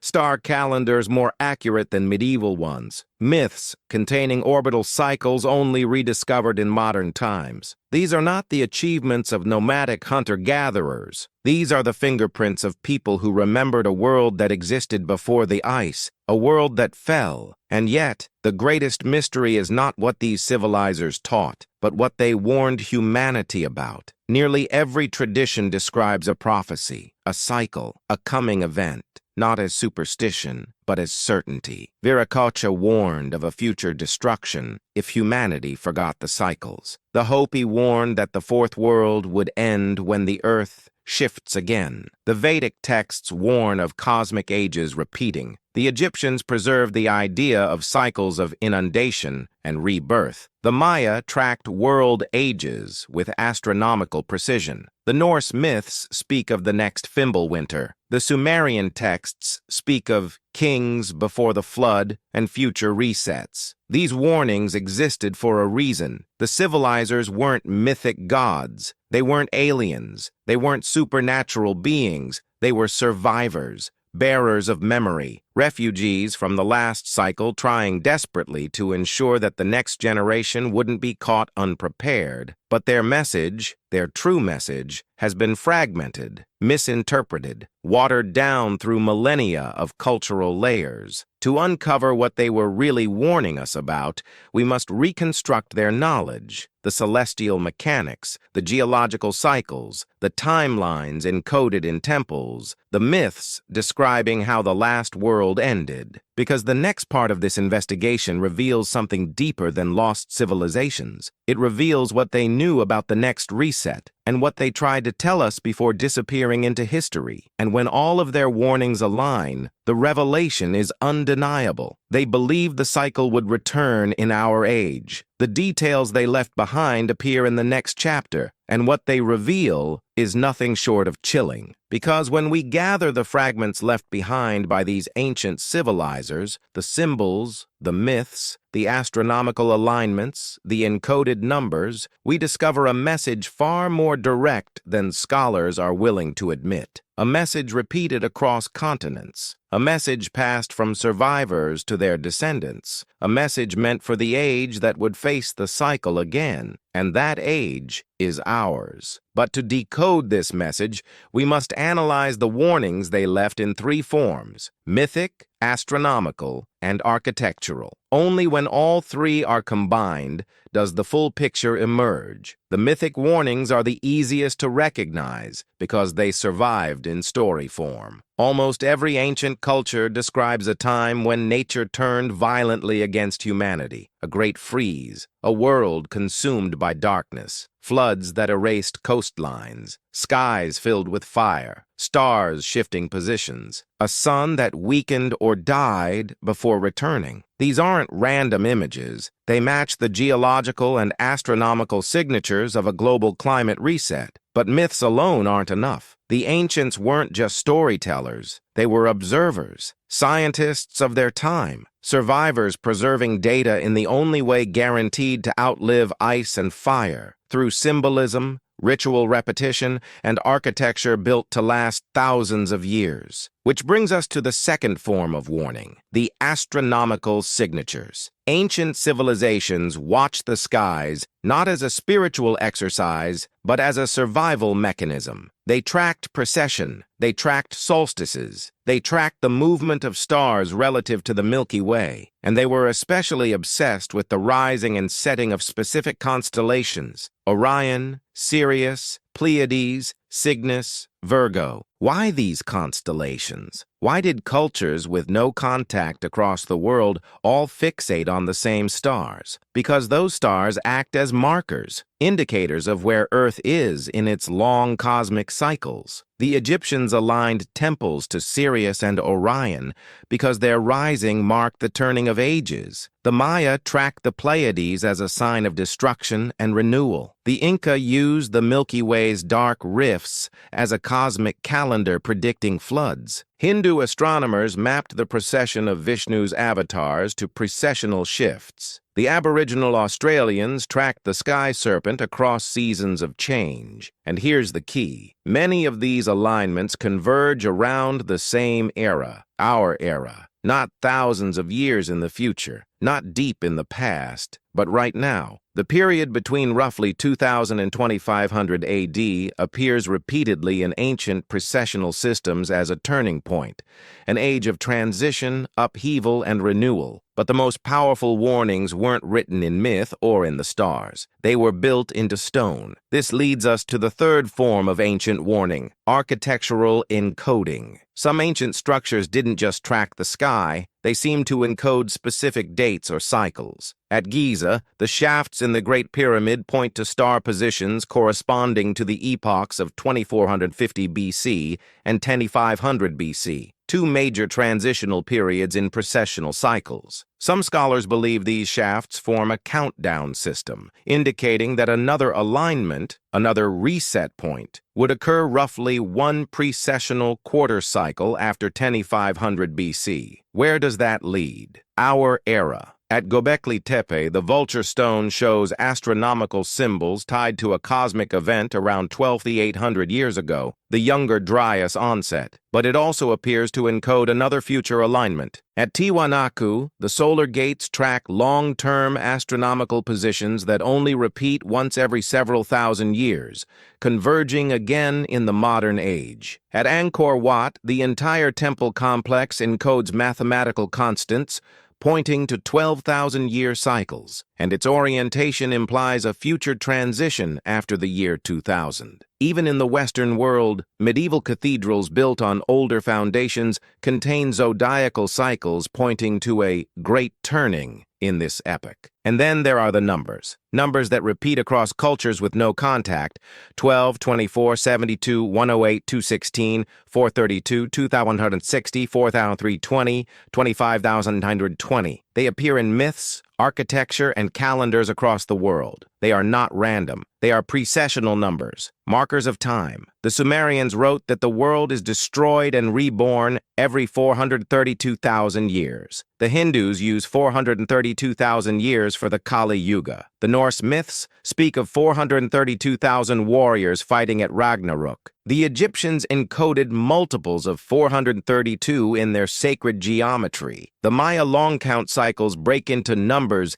that resolve into precessional harmonics. But why 432? Why would so many cultures use the same numerical code? Because 432 is a fractal of Earth's great cycles, especially the 25,920-year precessional period. It's a universal clock number, appearing naturally in orbital mechanics, lunar cycles, and solar harmonics. The ancients weren't just telling a story. They were giving us the key to a cosmic calendar, a calendar that signals a transition, a calendar that matches geological cycles of glaciation, a calendar that predicts major solar fluctuations, a calendar warning that a new era was approaching, and that calendar points to now. But here is where the warnings become even more explicit and more disturbing. Some ancient texts, when translated correctly, describe signs that will occur as the next age approaches: unusual behavior of the sun, instability of seasons, floods in unexpected regions, droughts in others, strengthening storms, shifting winds, earthquakes increasing, oceans warming and cooling unpredictably, pole drift, disruption of animal migration, strange lights or phenomena in the sky, a weakening of the shield of Earth. Every one of these signs appears in our world right now. And when you place these ancient warnings alongside the data, magnetic drift, solar anomalies, AMOC destabilization, orbital positioning, ice core trends, the conclusion becomes inevitable. The ancients knew something we are just beginning to rediscover. They knew the cycle. They survived the cycle. They mapped the cycle. And they warned the future, us, that the cycle returns. But they didn't just warn us. They may have attempted something extraordinary to preserve knowledge that would help humanity survive the next reset. And that part of the story, the final layer of the ancient message, brings us into the next chapter. The blueprint the ancients left for surviving the ice reset. Because they didn't simply fear the cycle, they prepared for it. Because they didn't simply fear the cycle, they prepared for it. And in the remains of ancient structures, in the coded myths, in the astronomical alignments, and in the engineering choices made by early civilizations, there emerges something astonishing, a blueprint for survival, left for whatever future humanity would face the next ice reset. This blueprint isn't a single artifact, a single text, or a single monument. It is a distributed system of knowledge, scattered intentionally across continents, as if the survivors of the last global collapse understood that no single repository could endure the next one. And when we examine the pieces, the message becomes unmistakable. Prepare for the cold. Prepare for the floods. Prepare for the fires. Prepare for the darkness. Prepare for the shifting sky. Prepare for the cycle to repeat. But how did the ancients encode their survival strategies? Not through direct instructions, which would decay with time. They did it through architecture, ritual, story, and design principles meant to outlast the ages. Let's begin with architecture, because stone remembers what paper cannot. Around the world, ancient structures that predate or follow the Younger Dryas share the same traits. 1. Elevated locations. Many megalithic sites are placed on high terrain, plateaus, mountaintops, mesas. Göbekli Tepe stands atop a hill. Tiwanaku was built on a high plain. Machu Picchu clings to the Andes.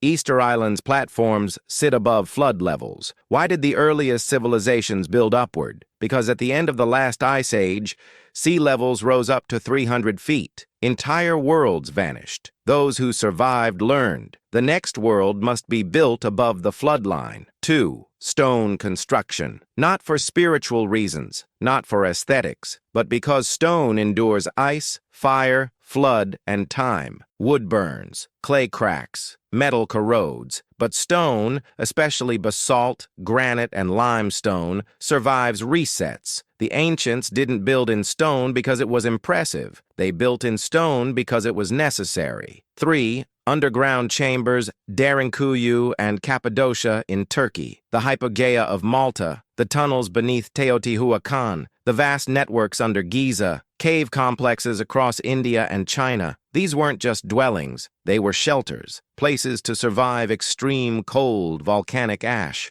or solar storms. The surface world becomes hostile during resets. The underground world becomes safety. 4. Astronomical tracking systems. Stonehenge, Newgrange, Nabta Playa, Chaco Canyon, the pyramids of Egypt, the temples of Mesoamerica. These weren't built merely to mark seasons. They tracked long-term cosmic cycles, cycles that triggered catastrophic changes. The survivors were saying, "Watch the sky." When these patterns return, the danger returns. 5. Water management systems, sophisticated channels, reservoirs carved into bedrock, aqueducts older than their surrounding cities, complex cistern networks. Why such obsession with water? Because during resets, water becomes chaos. Floods one century, drought the next. Streams shifting, oceans rising, rivers reversing course. Survivors learned that civilization cannot return without mastering water first. But architecture is only one part of the blueprint. The ancients also encoded survival strategies in myths and rituals. Nearly every culture has stories describing a chosen group led to safety, a hidden refuge, a mountain of salvation, a cave of shelter, a boat, ark, or vessel, a long winter of darkness, a flood following the freeze, a renewal of the world. These myths follow the same structure because they describe the same event, the last ice reset.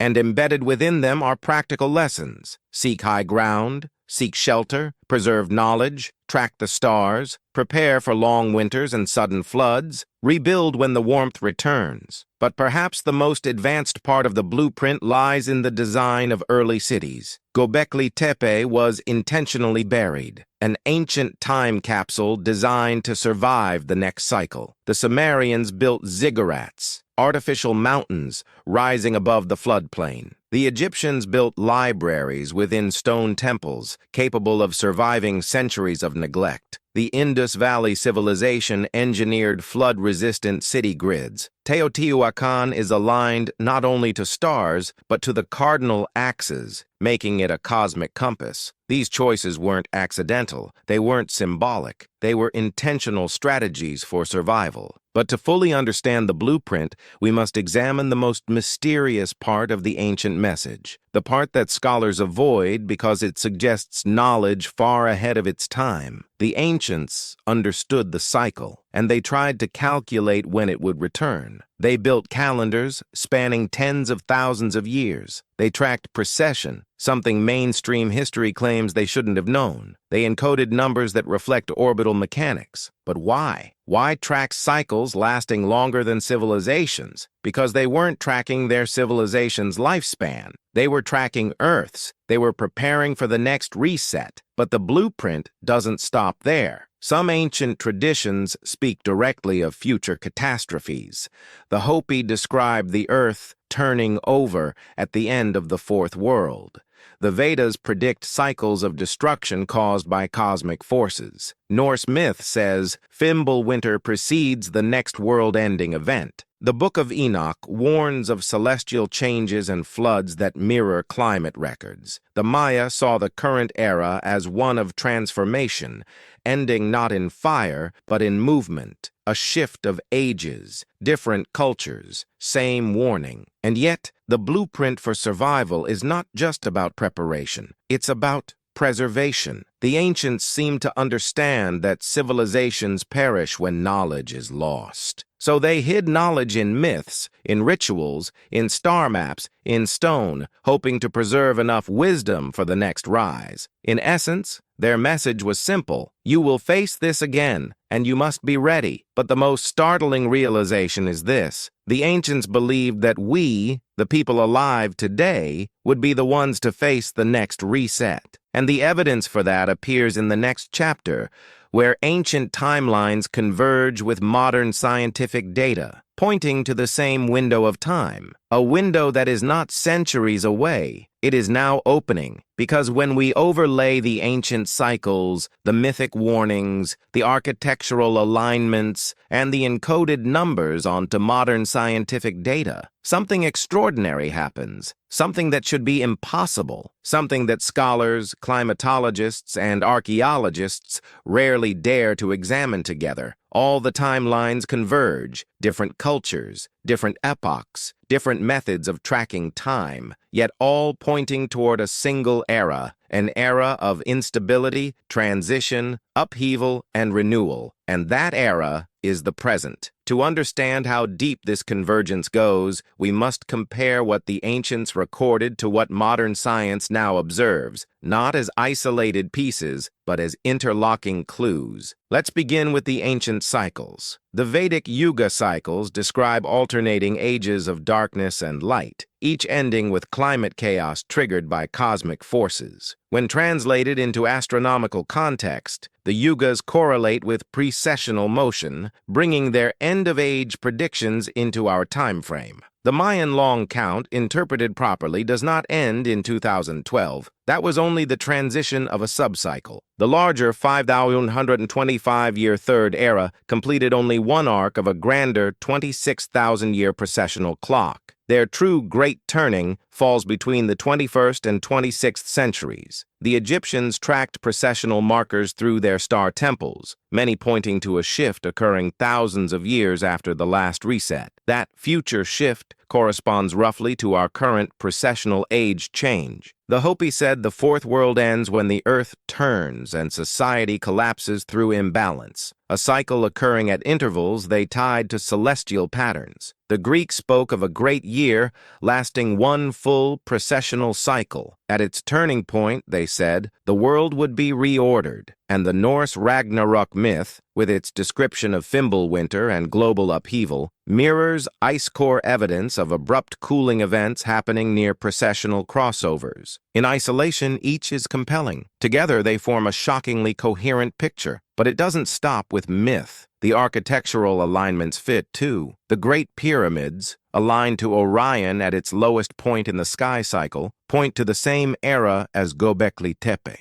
Their construction echoes the last catastrophic transition, but some of their astronomical shafts point forward as well, to a future point in the cycle, one they clearly considered significant. That future point is now. Tiwanaku's solar gates encode long-term celestial cycles culminating in our century. Angkor Wat's precession-encoded architecture aligns with the same epoch. Newgrange, Stonehenge, Chichen Itza all track solstices and equinoxes that shift subtly with precession, implying an age change around our time. In other words, the ancients built clocks carved into stone that appear to be striking midnight. But these ancient signals alone would still be open to interpretation. What closes the loop is modern data that astonishingly points to the same timeline. Consider the following. 1. The magnetic poles are drifting faster than ever recorded. This is not normal. Historically, rapid pole drift occurs before magnetic excursions, events associated with climate swings and solar vulnerability. 2. Earth's magnetic field is weakening, down nearly 10% in 2 centuries, some regions weakening far faster. This aligns with patterns preceding past ice age transitions. 3. The sun is entering irregular activity. Its recent cycles don't match established patterns. Solar minimums are deepening.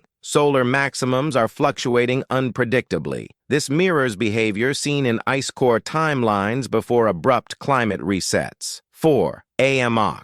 The Atlantic meridional overturning circulation is weakening. This is the critical conveyor of global heat. When it slows, ice age conditions develop rapidly. Past collapses match ice core timing to the decade. 5. Orbital geometry is shifting into glacial alignment, lower tilt, increasing eccentricity. Northern hemisphere summers beginning to weaken. These are the signature orbital shifts that precede glaciation. 6. The Arctic is destabilizing. Melting ice sounds like warming, but in past cycles, surface melt actually precedes sudden freeze due to freshwater disruption and albedo shifts. 7. Atmospheric patterns are becoming chaotic.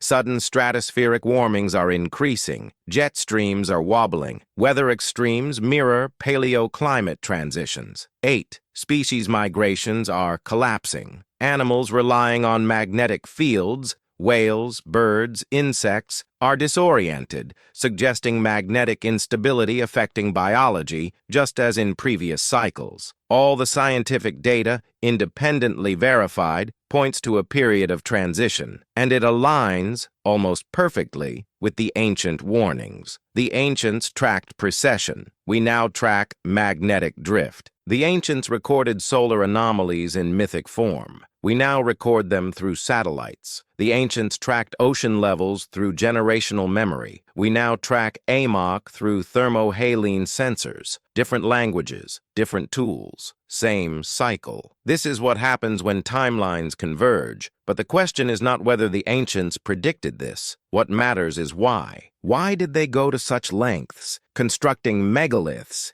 encoding myths, aligning temples, preserving rituals, tracking long-term cycles to ensure future generations understood the pattern. Because they knew what their ancestors did not. Civilizations don't fall because of war, technology, or famine. Civilizations fall because the earth resets. And if the ancients were right, if this convergence truly marks the beginning of the next cycle, then we must understand what comes next. Because the next phase is not gradual. It is sudden, abrupt, violent, and irreversible. In the next block, we'll explore exactly how quickly the reset unfolds and what the ancient world, modern science, and paleoclimate data reveal about the first signs of the collapse. Because according to both ancient memory and geological reality, it begins faster than anyone expects. Because when the ice reset arrives, it does not announce itself with centuries of warning. It doesn't creep in gently, like a slow winter settling over generations. It comes abruptly, a climatic ambush, turning familiar landscapes into alien worlds within a single lifetime. The geological record is clear. The last time Earth fell into sudden cold, it happened in decades, not millennia, and the survivors of that age remembered it clearly enough to encode warnings for us. But to understand the mechanics of the first phase, the trigger stage, we must reconstruct the sequence of events from both ancient memory and modern science. The first sign is subtle, instability. Weather begins to swing unpredictably, extreme heat followed by extreme cold, violent storms in regions once calm, drought next to floods. Jet streams wobble, seasons blur. The atmosphere behaves like a system searching for a new equilibrium. This instability is not random. It is the atmospheric response to multiple forces shifting at once. A weakening magnetic field, a faltering AMOC, subtle changes in solar output, freshwater pulses from melting ice, orbital parameters reducing summer warmth. When these pressures build, the system becomes chaotic, and chaos is the final warning. The second sign is more dramatic. The collapse of heat distribution. As fresh water from melting ice accumulates in the North Atlantic, it dilutes surface salinity. This slows the sinking of cold water, which slows the conveyor belt of global heat, AMOC. When AMOC weakens, the northern hemisphere cools rapidly. We're already seeing the early formation of the cold blob south of Greenland, the same signature that appeared before past glacial onsets. But once AMOC reaches a tipping point, the cooling accelerates. Summers weaken, snow lingers, ice accumulation begins. This is the beginning of runaway feedback, a positive loop where cooling creates more cooling. And after that threshold is crossed, the third sign emerges, the one ancient cultures remembered most vividly, the sudden winter. In geological terms, this is the Younger Dryas signature. Temperatures plunge 10-20 degrees within a decade. In some regions, the shift is even faster. Rivers freeze, crops fail, animal populations crash. Coastal weather becomes violent as warm and cold air masses collide with newfound ferocity. Imagine living through this. A world where every year is colder than the last. A world where snow falls early and retreats late.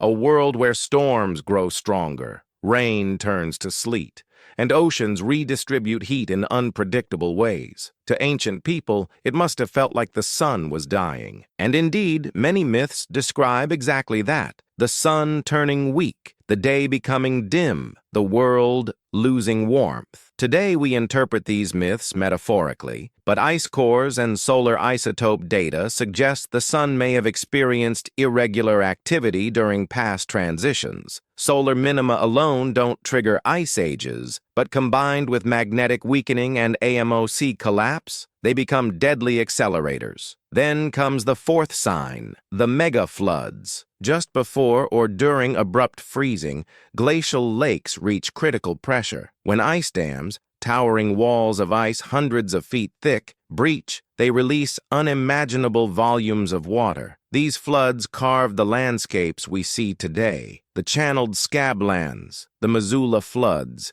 the Baltic outbursts, the Agassiz surges. To the people living then, these floods were apocalyptic walls of water, roaring across continents, annihilating everything in their path. This is why nearly every ancient culture describes a great flood, not as the end, but as a stage within a greater cycle. Flood, freeze, fire, renewal. And, disturbingly, meltwater lakes are forming again beneath modern ice sheets. The fifth sign is the most ominous, the magnetic snap. Earth's magnetic field has dipped to low levels many times. In some cases, it partially collapses, a magnetic excursion. These events don't flip the poles completely, but they weaken the field dramatically, allowing cosmic particles to batter the atmosphere. When the magnetic shield falters, cloud patterns shift, jet streams become unstable, volcanic activity accelerates, radiation increases, and climate becomes erratic.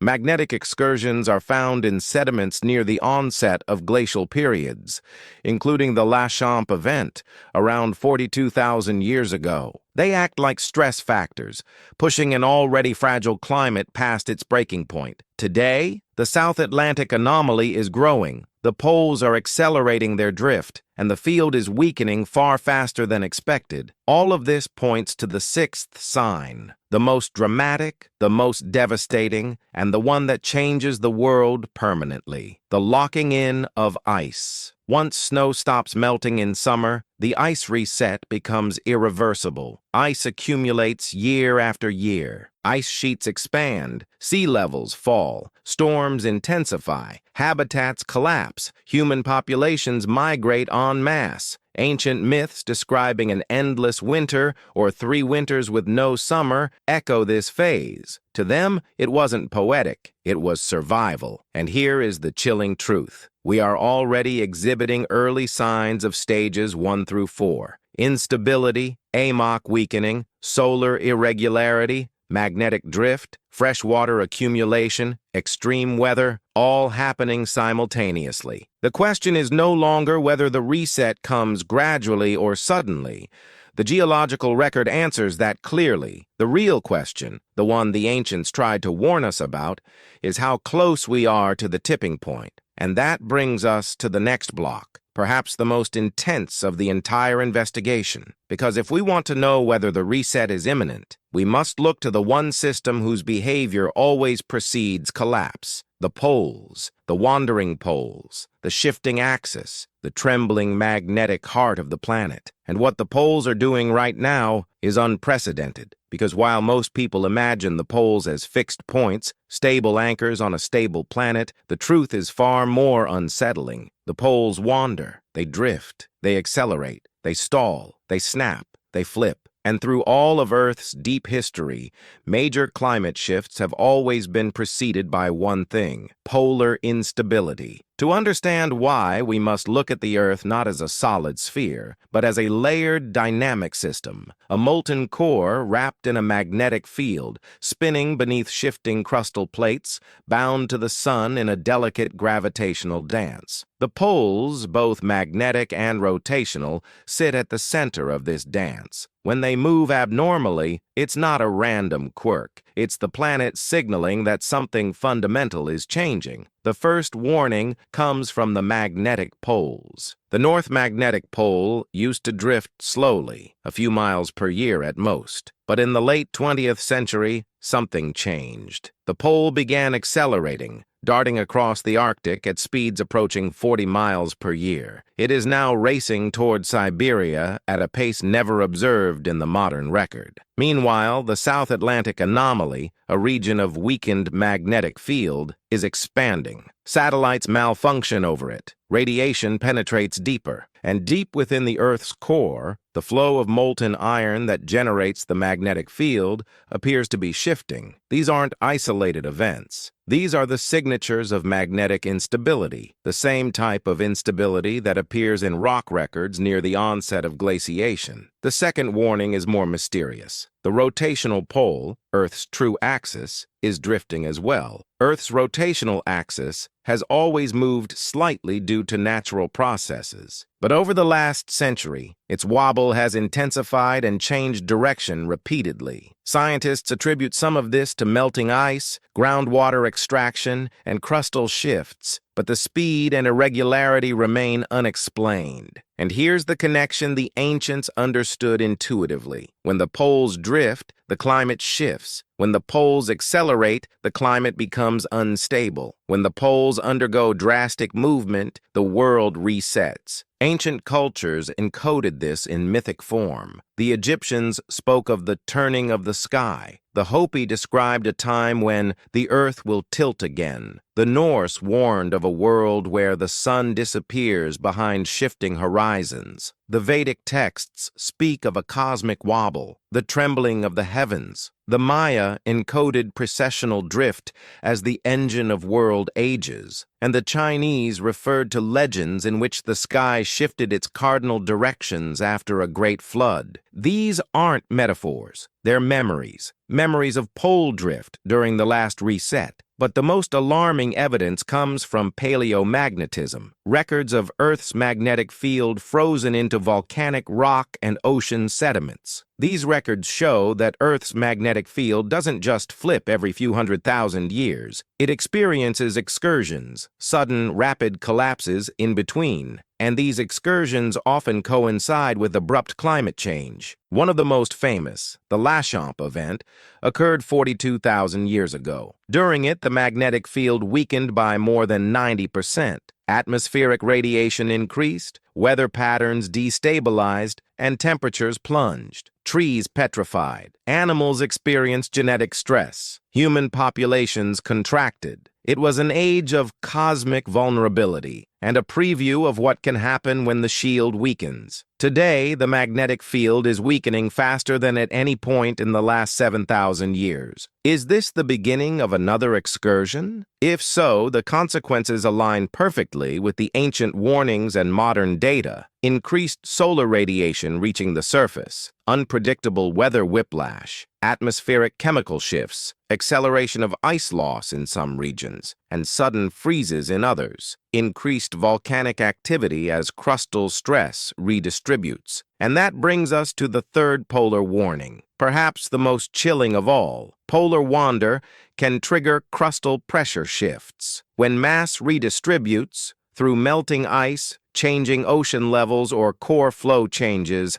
Earth's crust adjusts. This can activate fault lines, awaken dormant volcanoes, and alter seafloors. Geological evidence shows increased volcanism during transitions between glacial and interglacial periods. Ancient legends echo this. Fire falling from the sky mountains, erupting dark ash covering the world's suns, obscured for months. Not fantasy, but memory of volcanic winters. But there is an even deeper connection. The polar regions act as Earth's climate engines. They reflect sunlight, drive jet streams, and regulate ocean circulation. When the poles change, the entire planet responds. Right now, we are witnessing record Arctic warming, record Antarctic anomalies, unprecedented ice shelf instability, sudden cold blasts in mid-latitudes, jet stream distortions looping wildly, surges of warm air into polar regions,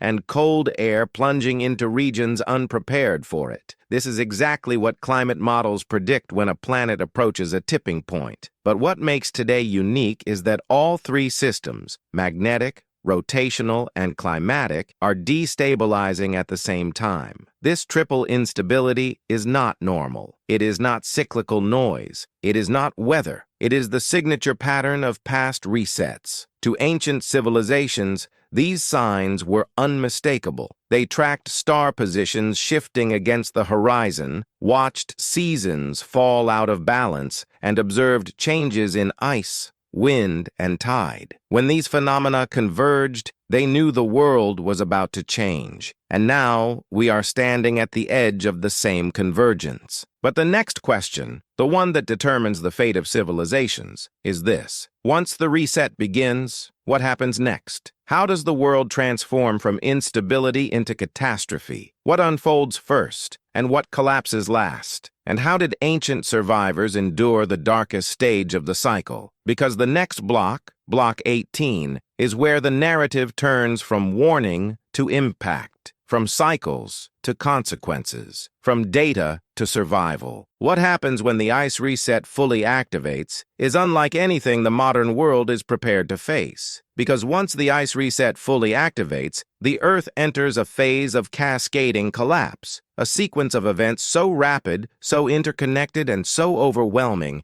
that even our most resilient infrastructures would struggle to survive a single stage, let alone all of them at once. The ancients called this time by many names: the long winter, Fimble winter, the dark age, the great cold, the turning of the sky, the age of ash. Science calls it abrupt glacial onset. But names don't capture the reality. To understand what truly happens, we must follow the chain reaction, step by step, from the moment instability becomes catastrophe. The first phase is temperature collapse. This isn't gradual cooling. This is a cliff, a plunge. Within a decade, average temperatures in the northern hemisphere fall dramatically. Harsh winters become the norm, summers weaken, crops fail across large regions. The timing of seasons loses predictability. Snow lingers longer each year. Plants adapted to stable climates begin dying. Animals migrate erratically. Ecosystems fragment. The beauty of our modern age, our global food system, becomes its greatest vulnerability. Most major crops depend on stable seasons, predictable rainfall, and narrow temperature ranges. A sudden drop in temperature disrupts all of it. Food scarcity becomes the first global crisis. But as temperatures collapse, the second phase begins: the reorganization of the atmosphere. When warm and cold air masses collide with unusual intensity, storms explode into megastorms. Jet streams twist, buckle, and fracture. Polar vortices escape the Arctic and plunge into mid-latitudes,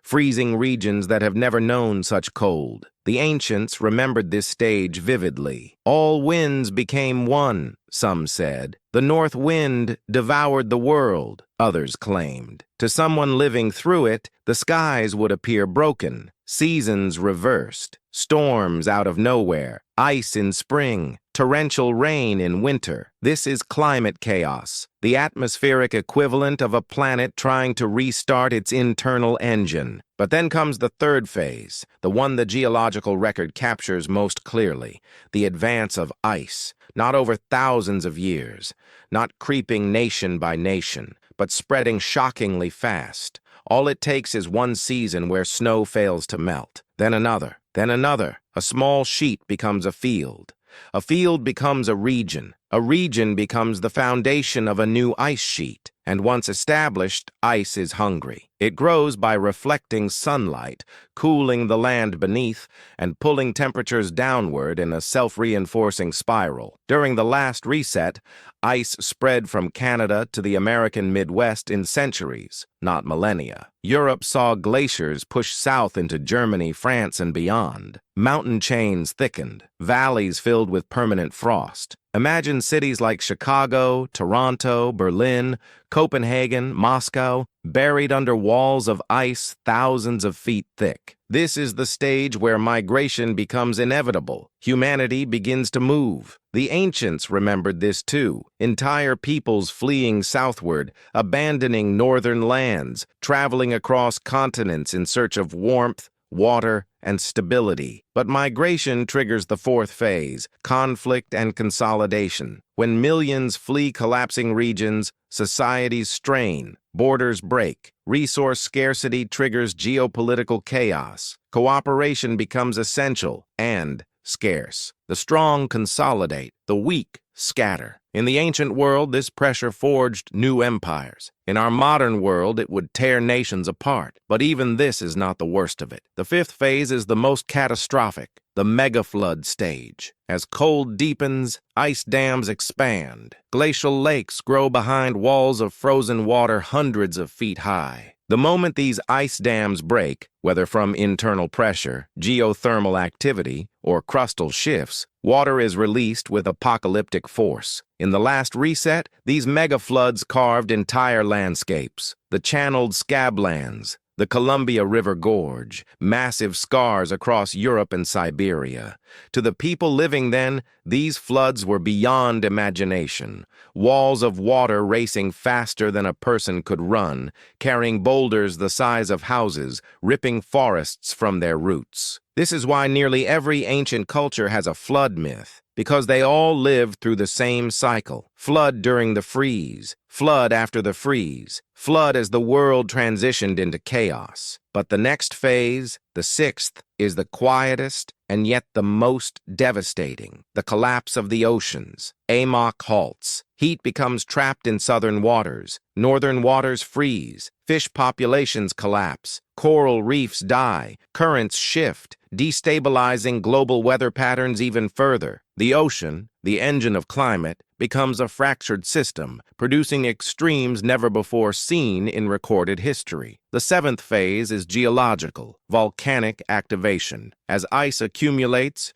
pressure on the crust increases, stress along fault lines shifts, magma chambers destabilize, volcanic eruptions grow more frequent, ash enters the atmosphere, sunlight weakens further, cooling accelerates. During the last major magnetic excursion and temperature collapse, volcanic activity spiked dramatically, contributing to global dimming and reinforcing the freeze. Ancient myths remember this too. Fire in the sky, mountains that opened, black snow, darkness at noon. This phase marks the true point of no return, when multiple destructive forces synchronize. And then, finally, the eighth phase arrives, the one the ancients feared most, the long night. Not a literal night of darkness lasting years, as myth often dramatizes, but a metaphor for the darkest period of the reset when temperatures bottom out, ecosystems collapse, and humanity enters survival mode. This is the world the survivors lived through before rebuilding civilization, the world that erased their ancestors, the world that forced them into caves, mountains, stone fortresses, and underground sanctuaries. And here is the sobering truth. Everything described here has happened before, not once, but repeatedly, every 100,000 years, with astonishing consistency. The geological record doesn't lie, the ancient warnings don't contradict it, and the modern data aligns with both. But the most important question remains, the question the ancients tried hardest to answer. What happens after the collapse? How does humanity rebuild? What is left behind? And who carries the knowledge forward? Because the story of the ice reset isn't just about destruction, it's about renewal, the rise of a new world from the ruins of the old. And that final part of the cycle, the rebirth, is where our investigation now turns. Because while the ice reset destroys worlds, it also creates new ones. Every collapse is followed by a beginning. Every ending is answered by a quiet resurgence. And every civilization that has ever existed sits atop the ruins of one that came before. The ancients understood this perfectly. To them, destruction and renewal were not opposites. They were inseparable. One process, one rhythm, one cycle. A world freezes, a world falls, a world is reborn. But what exactly happens after the ice reset? What emerges from the ruins? How does civilization return after it is erased? To answer these questions, we must follow the path of the survivors, the small groups who endured the collapse, preserved remnants of knowledge, and forged the first sparks of the world we now call history. The first stage of rebirth is survival through darkness. During the deepest part of the reset, human populations shrink dramatically. Entire regions become uninhabitable. The northern hemisphere empties. People cluster in pockets of warmth, refugia, scattered across Africa, South Asia, Australia, Central America, and isolated coastal zones. Archaeology confirms that humanity nearly vanished more than once. Yet in every cycle, a few groups endure, and endurance is all they need, because the return of warmth is swift, shockingly swift. The geological record shows that at the end of abrupt ice age events, temperatures don't rise slowly, they surge. In some regions, warming of 20 degrees happens in decades. Ice sheets melt rapidly, rivers roar back to life, coastal plains re-emerge, only to drown again when the melt accelerates. Imagine a world thawing in fast forward, glaciers collapsing, megafloods sweeping through valleys, forests exploding with new growth, animals migrating into territories they haven't seen in thousands of years. Into this chaos, the survivors emerge, and this marks the second stage of rebirth, migration and memory. The warming world becomes a blank canvas. New coastlines, new rivers, new climates. Survivors begin moving, following the animals, following the seasons, following the warming zones back north. But these groups aren't identical. Some carry little more than fire and stories. Others carry memory, fragments of lost knowledge, tools, seeds, star lore, engineering techniques. This explains one of history's greatest mysteries. Why advanced cultures appear suddenly and fully formed. Because they weren't inventing civilization from scratch. They were reassembling it from memory. Göbekli Tepe appears at the precise moment the world re-warms, not as a beginning, but as a resurrection. Sumer appears with writing, math, architecture, and astronomy, not as inventions, but as restorations. Egypt appears with complex calendars and cosmic alignments, knowledge far too advanced for a first-generation culture. The Andean civilizations appear with megalithic engineering unmatched even today. The Maya appear with astronomical precision nobody can fully explain. The pattern matches perfectly. Civilization does not bloom slowly. It reappears suddenly after resets, because the survivors preserved the seeds of knowledge through the Dark Age. And this leads us into the third stage of rebirth, the rise of the teachers. Nearly every ancient culture describes a group of mysterious founders, wise figures who arrive early in the New Age and guide humanity's return. The Sumerian Apkallu, the Egyptian Shemsu-Hor, the Incan Viracocha, the Maya Itzamna, the Polynesian Olofi, the Dogon Nomo, the Hopi Kachinas. These figures appear immediately after the flood and freeze, as if they had been waiting,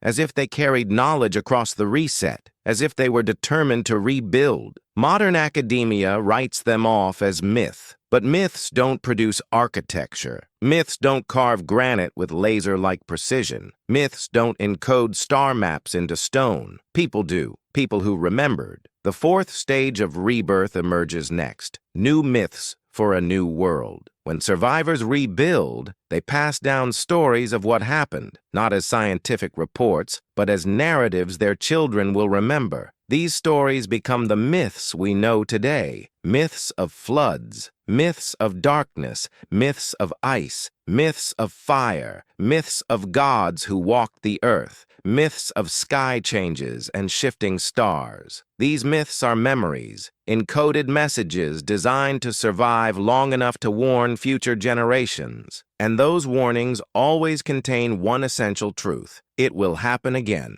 This is why nearly every culture encodes cyclical time, why they build monuments aligned to long-term astronomical cycles, why they leave symbols representing precession, solar cycles, lunar nodes, and cosmic ages. They weren't obsessed with the sky for spiritual reasons. They were watching the cosmic clock, the same clock that had destroyed their world. But then comes the most profound stage of the entire cycle, the part we rarely consider because we are still living inside it, the Golden Ages. After the world stabilizes, the climate warms, rivers flood predictably, stars shine brightly, and ecosystems flourish. Agriculture spreads, cities rise, knowledge returns, trade routes form, innovation accelerates. This is the world we now inhabit, a world born from the ashes of the last reset. A world of stability, defined by a climate so mild and predictable that humanity could flourish. But golden ages are temporary. They rest on the foundation of the interglacial, the warm pause between ice dominions. We are living at the very peak of this warmth, the very top of the cycle. The ancients knew it. The geological record proves it. The magnetic record confirms it. The orbital mechanics predict it. And that leads to the final stage, the forgetting. As generations pass, the memory of the last reset fades. The urgency evaporates. The myth becomes allegory. The warnings become stories. The monuments become curiosities. The cycles become forgotten. The survivors die. Their children forget. Their descendants stop watching the sky. And then the world warms just a little more. Civilization stabilizes. People believe the earth is safe, and the cycle prepares to begin again. We are living in the forgetting. And if the ancients were right, if the geological data is right, the forgetting always precedes the next fall. But the story does not end in fear, because the final block, Block 20, brings the narrative full circle. What the ancients wanted us to remember, what they hoped we would learn, and how knowing the cycle may shape humanity's future. The reset is not the end, it is the beginning of the next age. And that is where the ancients, the scientists,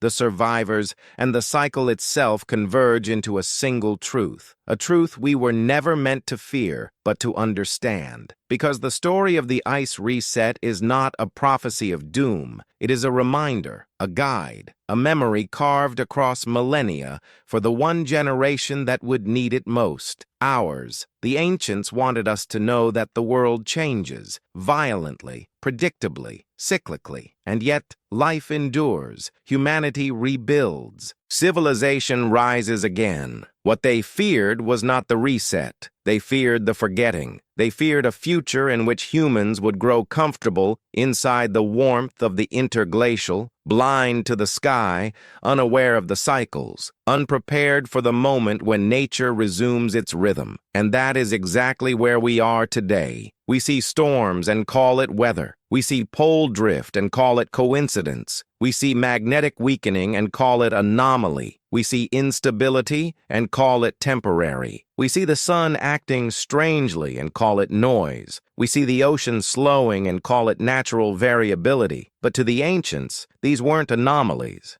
They were signals. Signals that the great clock was turning again. The blueprint they left behind was not just about survival. It was about awareness, alignment, humility, understanding our place in a world far older and far more powerful than the civilizations we build upon it. In their carvings, their temples, their myths, their mathematics, their alignments, their warnings, the ancients offered us a message written across time. Do not be caught unaware. The cycle returns. Prepare your world. Prepare your children. Remember who you are. Because survival is not just about shelter or food, it is about knowledge, the one thing that endures beyond stone, beyond fire, beyond ice. The survivors of the last reset did not carry machines or libraries or cities across the threshold of destruction. They carried memory. They carried stories. They carried the patterns of the stars. They carried the understanding that nature moves in arcs so vast that only those who pay attention can see them coming. And we, today, stand at the same threshold they once faced. A world warming at the surface, cooling at the core, magnetism fading, poles drifting, currents slowing, cloud patterns shifting, solar behavior turning strange, cycles aligning. The signs are not hidden. We simply forgot how to read them. Yet there is a strange kind of hope in this moment, a hope the ancients understood better than we do. The ice reset does not erase humanity. It reshapes it. It forces adaptation, ingenuity, cooperation. It humbles the species that once believed it could dominate nature. And from the ruins of the old world, a new age begins. After the last reset, survivors built Göbekli Tepe, Sumer, Egypt, China, the Andes, and countless other cradles of civilization. After the next one, new civilizations will rise, perhaps wiser, perhaps more aligned with the cycles that shape our world. But unlike the ancients, we possess something extraordinary, the ability to see the cycle coming, to measure it, to model it, to prepare for it consciously. not instinctively. Perhaps that is why this story is resurfacing now. Perhaps that is why ancient myths, forgotten sciences, and geological records are aligning at this precise moment in history. Perhaps the ancients did not leave us warnings. Perhaps they left us an invitation to remember what they knew, to reclaim the wisdom we lost, to rise above fear and into understanding, because fear paralyzes, but memory empowers. And when we understand the ice reset, truly understand it, it becomes not a threat, but a cycle we can navigate, a cycle we can survive, a cycle that will one day seed a new world, shaped not by forgetting, but by awareness. Imagine humanity entering the next age not as victims of catastrophe, but as guardians of a deeper truth, knowing that the world resets, knowing why, knowing how, and knowing that the story does not end, but begins anew. Imagine a civilization built not in denial of nature's cycles, but in harmony with them. A civilization that watches the sky with ancient eyes and modern tools. A civilization that preserves knowledge not for glory, but for continuity. A civilization that understands it stands in a long lineage of rises and falls, of destructions and rebirths. And now imagine this. What if we are the generation meant to protect that knowledge for the next world? What if we are the bridge between the ancient cycle and the future age? What if the reason these warnings survived is because we were meant to hear them? Right now, this is not just the end of a documentary. It is the turning of a cosmic page. A reminder that we are children of a world that has reset many times before and will reset again. But this time, we know. This time, we remember. This time, the story of the cycle has been restored. And that memory, the memory of tomorrow, may be the very thing that ensures humanity endures the next ice reset and rises once more to write the first chapter of the next civilization.